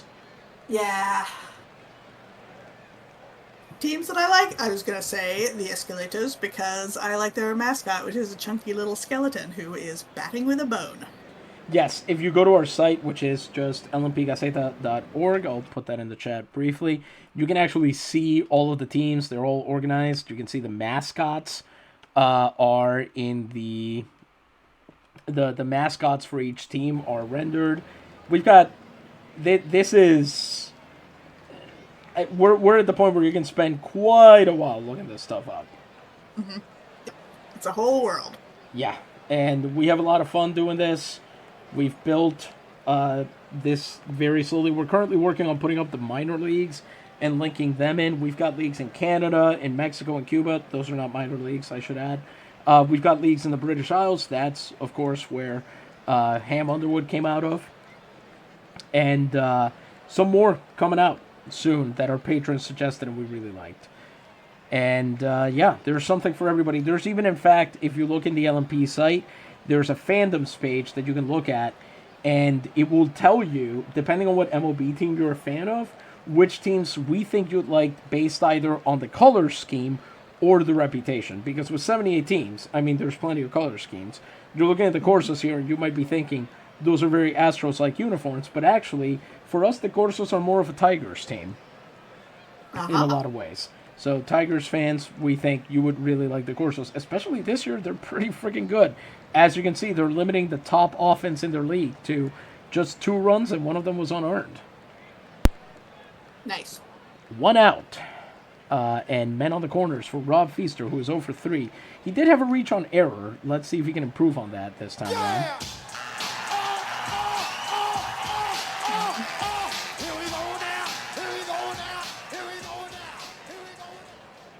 After that happened, that was a high slider. Ball 1. They're getting pumped up. Yeah. As Underwood is running. Oh, jeez. Oh, come on! How is that even possible? You're gonna ruin your excellent stealing rating with this nonsense.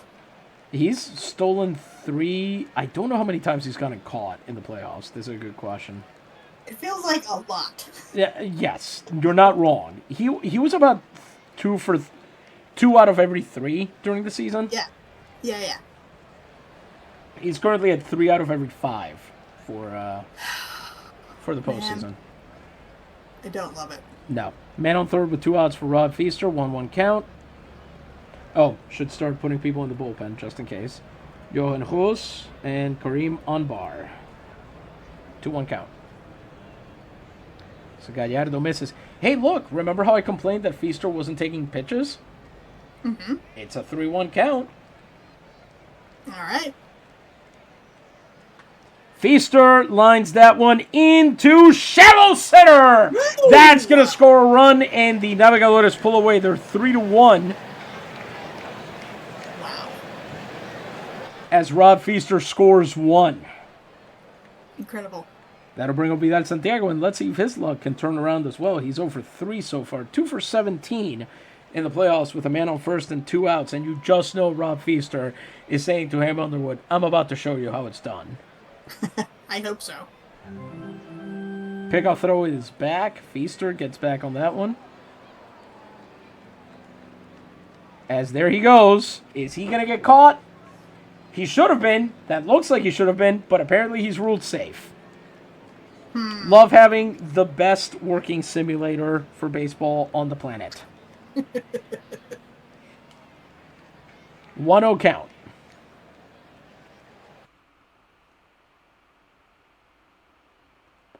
As that fastball misses inside, 2-0. That is grounded to Arellano. He should have it in plenty of time. And sure enough, he does. And I forgot that that's Guerra, not Arellano out there.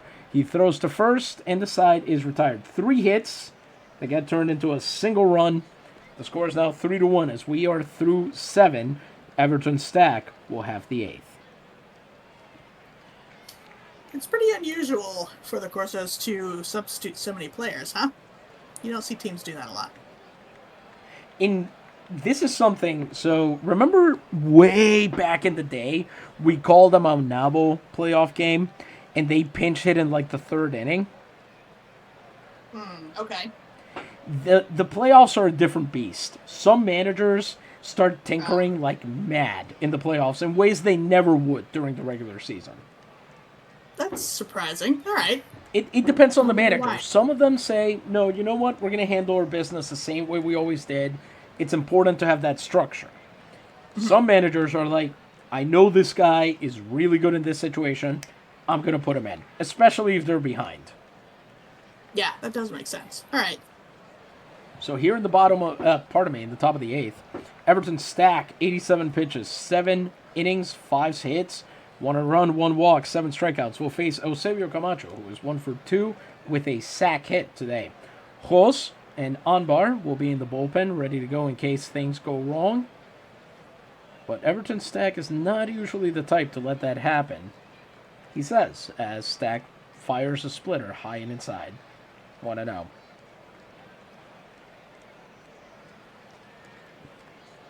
Fastball misses. 2-0.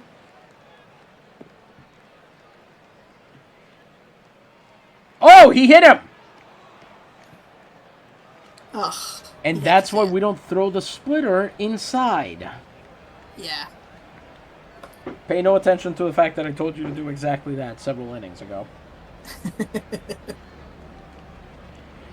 Huáscar Silva comes up. He is 1 for 3 with an RBI. Camacho is on first, no outs. He's been in this situation before and gotten out of it, so we're not too worried. As the splitter misses low again. He shouldn't be so tired that he's completely missing the zone. As he gets a very favorable call from the umpire on that curveball. 1-1. Swings through the splitter. 2 strikes on him. Let's see if he can sit Silva down. Gets himself a cheap out here. Ah, jeez. That hits the dirt, but Stonehand blocks it successfully. Camacho has to hold it first. We'll stay at 2-2. Okay. Silva lines that one into left field, but it's foul. Very lucky there. Vidal Santiago was not ready for that one. So, thank God it hit the foul dirt. 2-2 count. As they're trying for that double play ball and not getting it. There goes Stonehand. Tell me he got him. No. Camacho is safe on that pickoff attempt. It'll be a full count. Man on first, no outs. This will be a payoff pitch. Here we go. Swung on and fouled. So, no, it won't. This will be a payoff pitch. As this we're time gonna, for real. Mm-hmm. Once more with feeling. Hit. Right to Valdez. He's got it. Throws, takes the easy out to first, and that's out number 1. All right. That's something. Valdez was a good play there. Running to his right, and then making the longer throw. Off his back foot there to make it happen. That's out number 1. Up comes Santiago Camacho, who's already got 2 hits on the day and represents the tying run. After that 8-pitch at bat, Everton Stack's got to start getting real tired. He's got a runner on second with 1 out, and that splitter is inside 1-0. For the record, I don't think we've mentioned this. This game is taking place in 1904. That's why the old-timey commercials are appropriate. As that curveball hits the zone, the bottom of the zone, but the zone. 1 ball, 1 strike, 1 runner, and 1 out.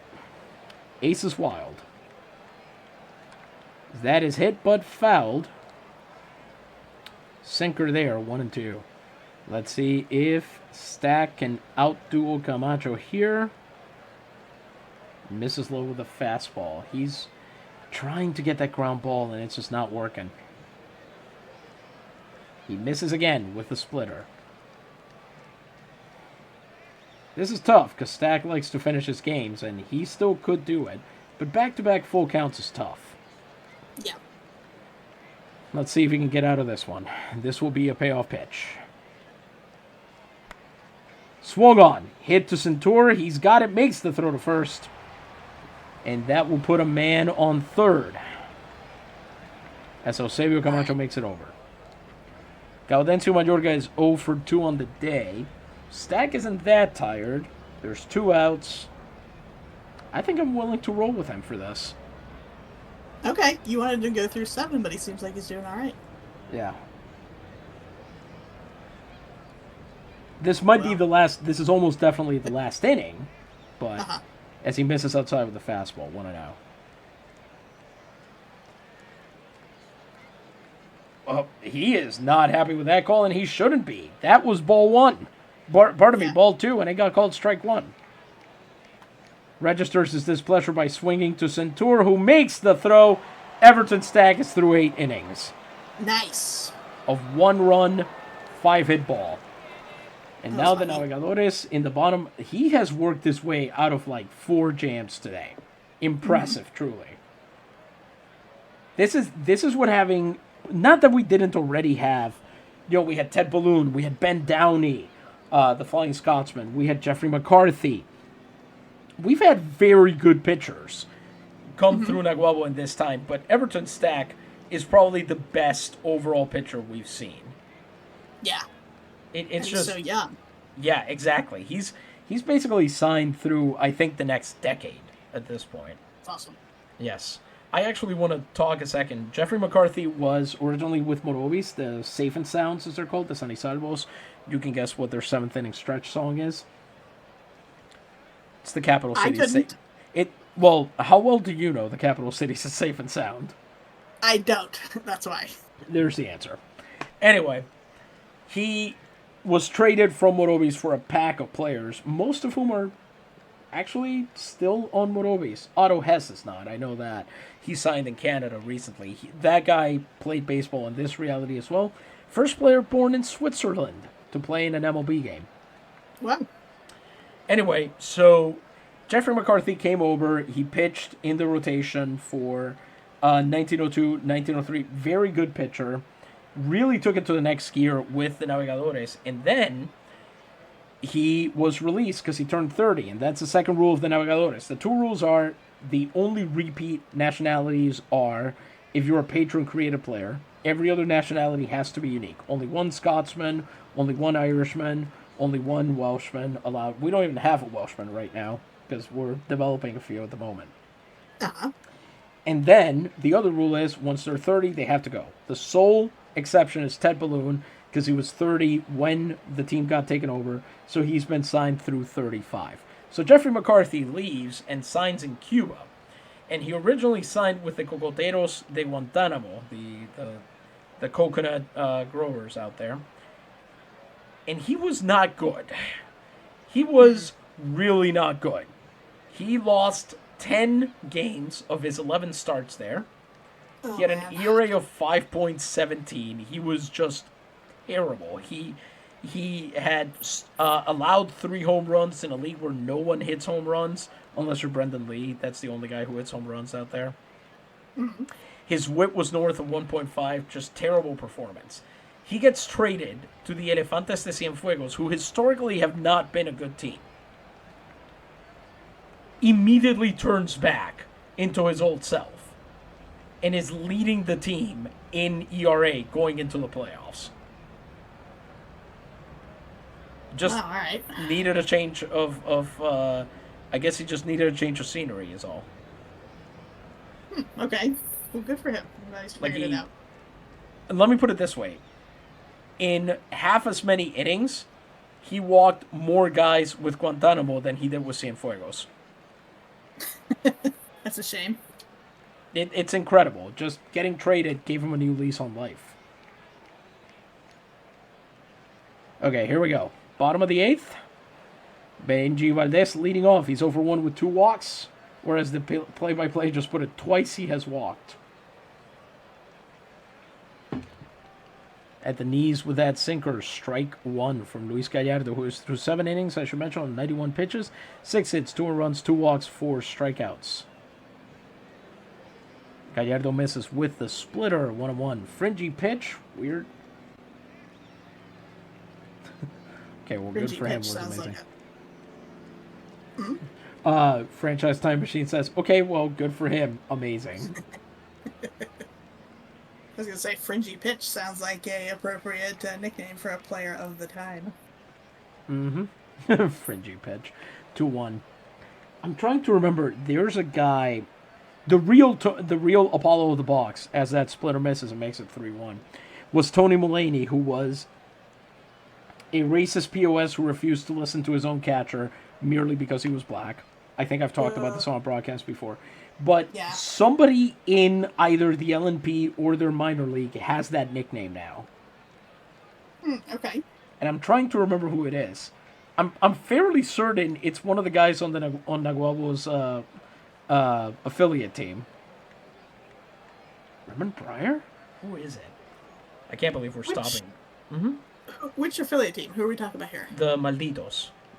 Their prospect team. The junior team, yes. Mm-hmm. Let's see here. It's not Armendariz. It's not Buchanan. It's not Booty. It's not Breyer. I could be wrong here. It might not be any of them. It's not Coates. It's not Faraj. It's not Luna. This is scintillating baseball, I know. Yeah. It's not Pedro Benina. It's not Bob the pitcher. Okay. It's not Gustavo Thomas. Is his nickname the? Yes. Okay. Bob the pitcher. Or actually, I think it's Bob the pitcher. Okay. 3-1 count. As he grounds out to... Oh! He dropped it! That's going to be a reach on error, as Lopez couldn't handle it. That'll put a man on. Oh, apparently... Oh, suddenly only one team is having trouble with a wet ball? Mm-hmm. I don't remember the wet ball coming up when Ham Underwood dropped that ball. I'm just saying. Somehow it didn't get mentioned that time. All we know about this game is the umpires are always against our team. Yes. And the weather now, apparently. Not the thing is, sometimes the umpires aren't against the team. They are in this game, though, Yeah. for sure. Although they've had a couple makeup calls, so maybe they feel bad about it eventually. Anyway, man on first with no outs for Frank de Castillo. Let's see what Benji does here.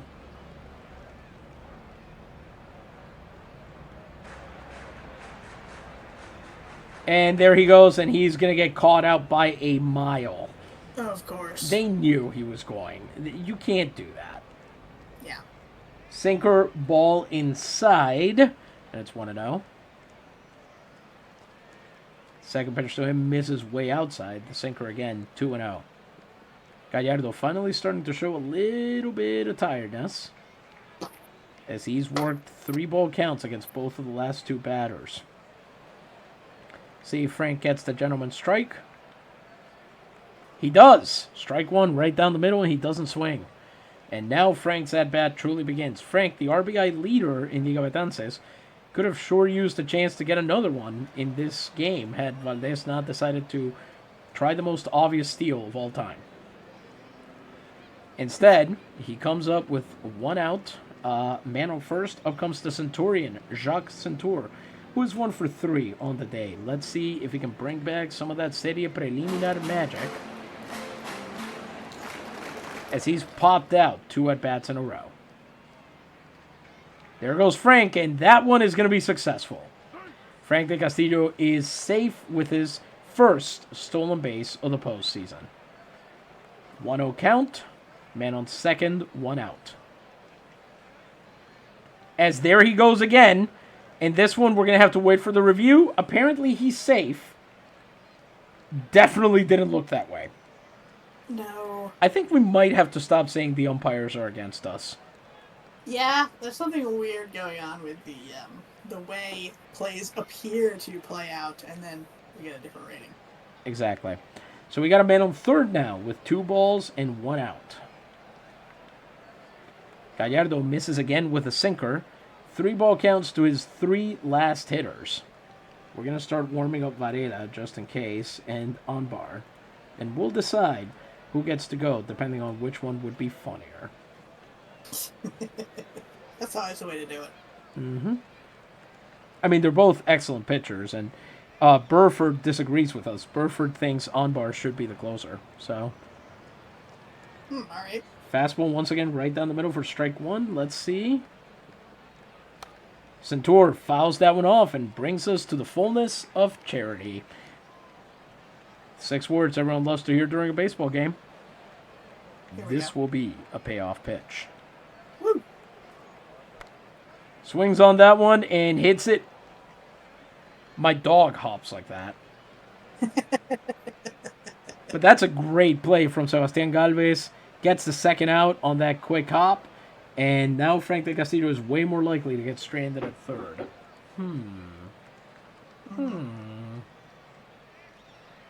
The problem is, we're running into a huge issue here. And you know what it is? You want to pinch. I do want to pinch. But there's nobody better. Yeah. Nobody does it better. He sure doesn't. Nobody out. Mm-hmm. Go on. Nobody out batters the balk. Terrible. Yeah, he's over 3, 2 outs, man on third. Let's see what he can do. That's terrible, Wally. He starts out by striking a big cut on a slider, and it's not good. Strike 1. Luckily, that sinker misses. 1-1. Barely. He swings again through a fastball. 1-2. Oh, boy. This... Yeah, not good. Swings on that one, lifts it into right field. That is going to land foul. Ugh. No one's heart was in that one. No.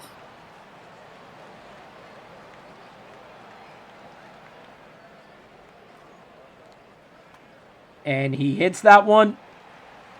Ugh. Foul by a few inches. Centimeters. Millimeters even. But he stays at 2 strikes. And with Gallardo at 112 pitches now, let's see if he makes a mistake. Tell me that! Damn it.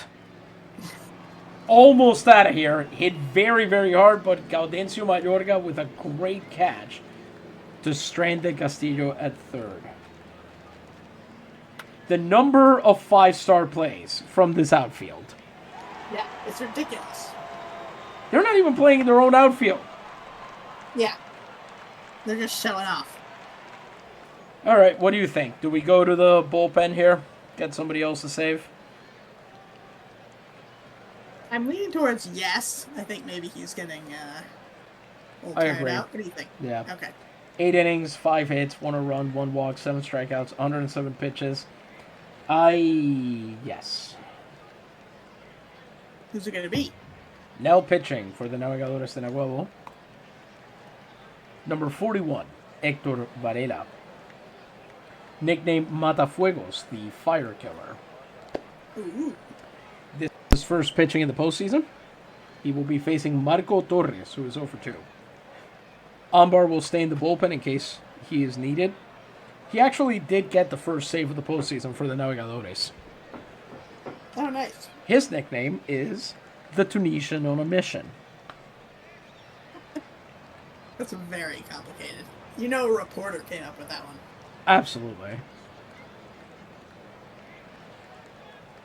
As Varela misses inside with a slider. Varela, I should mention, sinker, slider, soldier, spy guy, just 2 pitches, all of which try to be marginally effective, and Varela gives up a leadoff base hit.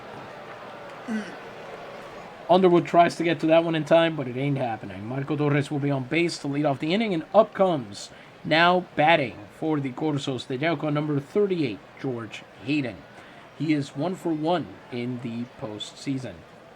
Hayden, after hitting 6 home runs both of the past 2 years, didn't hit a single one this year.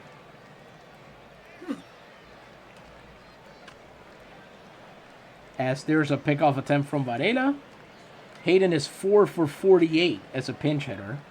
So he's exactly who you want to use in this situation, obviously. As Valdez gets it, throws to first, and that's the first double play of the game. Beautiful! Valdez to Centur to Feaster, and they get both outs. Nice. Hit right to him, catches it, goes to second for 1, and Centur had plenty of time to plant the feet and go to first. Very good. And with 3 pitches on the line and 2 outs, Varela now faces what could be his final hitter, now batting for the Corsos de Yauco, number 4, Ernesto Ospina. Age of 22. He must have been, was he a promotion too? No, he actually signed outright with a major league team and didn't spend any time in the majors. Oh, wow. Only started 13 games, played 58. Looks like a pretty good hitter. I'm actually kind of surprised that they didn't. I'm actually kind of surprised at the low production here.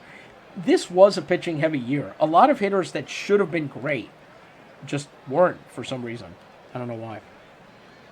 Yeah, it's a shame when it seems like one category starts to get better and makes the other one seem worse. For sure. Slider's in there for a strike. I mean, a guy struck out 400 batters, so... That's impressive. Yes, indeed. As the slider is in there again for a strike. In fact, I can tell you exactly how many he struck out. Well, I could tell you if I were on the right page. Oh, I was on the right page. Ezequiel Vasquez on the Cotorras, who I want to say must be pitching, right? Well, he would be pitching if that game were still going. Struck out 440 batters. Wow. That's over 100 more than the next guy. That's insane. Yep. Mm-hmm. So he's just a once-in-a-generation guy, huh? Yeah. The last guy to do that was Carlos Chavez, Disparate, El Disparate, who struck out 400 guys, I think, twice in the 1880s. He, unfortunately, died in the American invasion. I Yeah. see. He was a militiaman for... Oh, boy. I'm trying to remember the division. He was in the Southeast.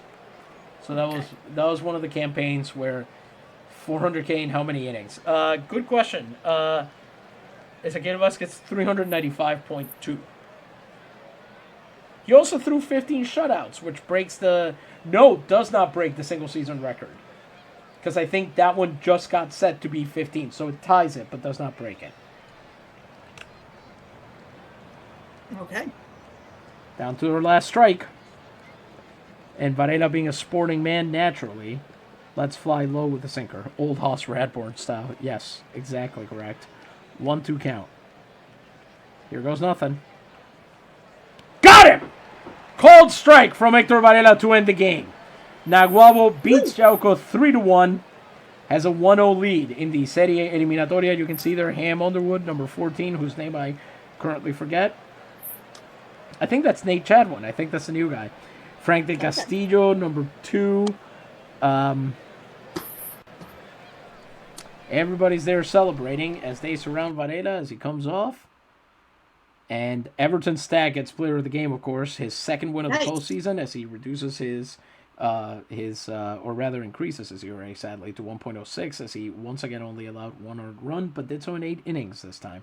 Luis Gallardo, his third loss of the postseason, which makes you wonder why would you have him start a game 1? Allowed 6 hits, 3 runs, 2 of which were earned, 3 walks, and 4 strikeouts over 113 pitches. Hector Varela gets his first save of the postseason. Offensively, really, the offensive hero of the game, as far as I'm concerned, is Graham Underwood. Defensive hero, you say? Because I see there's only one error on the board for the Naves. I said offensive hero because he had the only multi-hit game. All right, that's fair. And he scored a run. I guess it's a game of highs and lows for him. Yes. Granted, it is very funny that he was the only guy who tried to steal a base during the game that couldn't. Yes. Especially when he's so good at that. That's his thing. Yes. We should briefly update you on the scores in the rest of the series. We'll look at the playoff tree right now. Our rich, big playoff tree.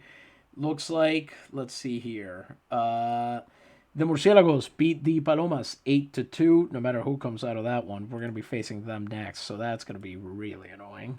I'll tell you that right now. I'm not sure which of these guys I would rather face, if I'm honest with you. The Palomas or the Murciélagos. The Termales beat the Telegrafistas 4-2. And the Cotorras defeated the Romeros 4-0 in yet another shutout for Ezequiel Vasquez, who struck out only 11. Wow. I say only because in his first start of the postseason, Ezequiel Vasquez struck out 20. Wow.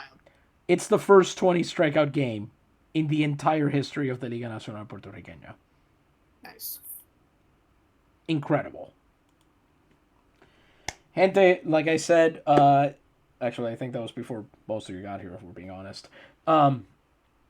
We're going to try to play out the rest of the series in our Discord. We will be recording it, and assuming no technical difficulties, we will put it up on Twitch, so you can watch the games, even if you're not a patron. We don't want to deny you that kind of thing. We'll just, it's... We play those in one-pitch mode, and we try to get through them quicker so we can get to the next series and so on. So that's the only reason we do that. But otherwise, this has been wonderful. Thank you very much for coming. Thank most of you for sticking by us. We really appreciate it. This is a very small project that we really enjoy doing all the time. Before we let him go, Luisa, any final thoughts? I'll have to say that the Naves pleasantly surprised me. I wasn't confident that they could take care of this at the beginning of the game, but they sure did. So hopefully they can keep that going. I can confirm that Luisa was not confident at all in that possibility. Yeah.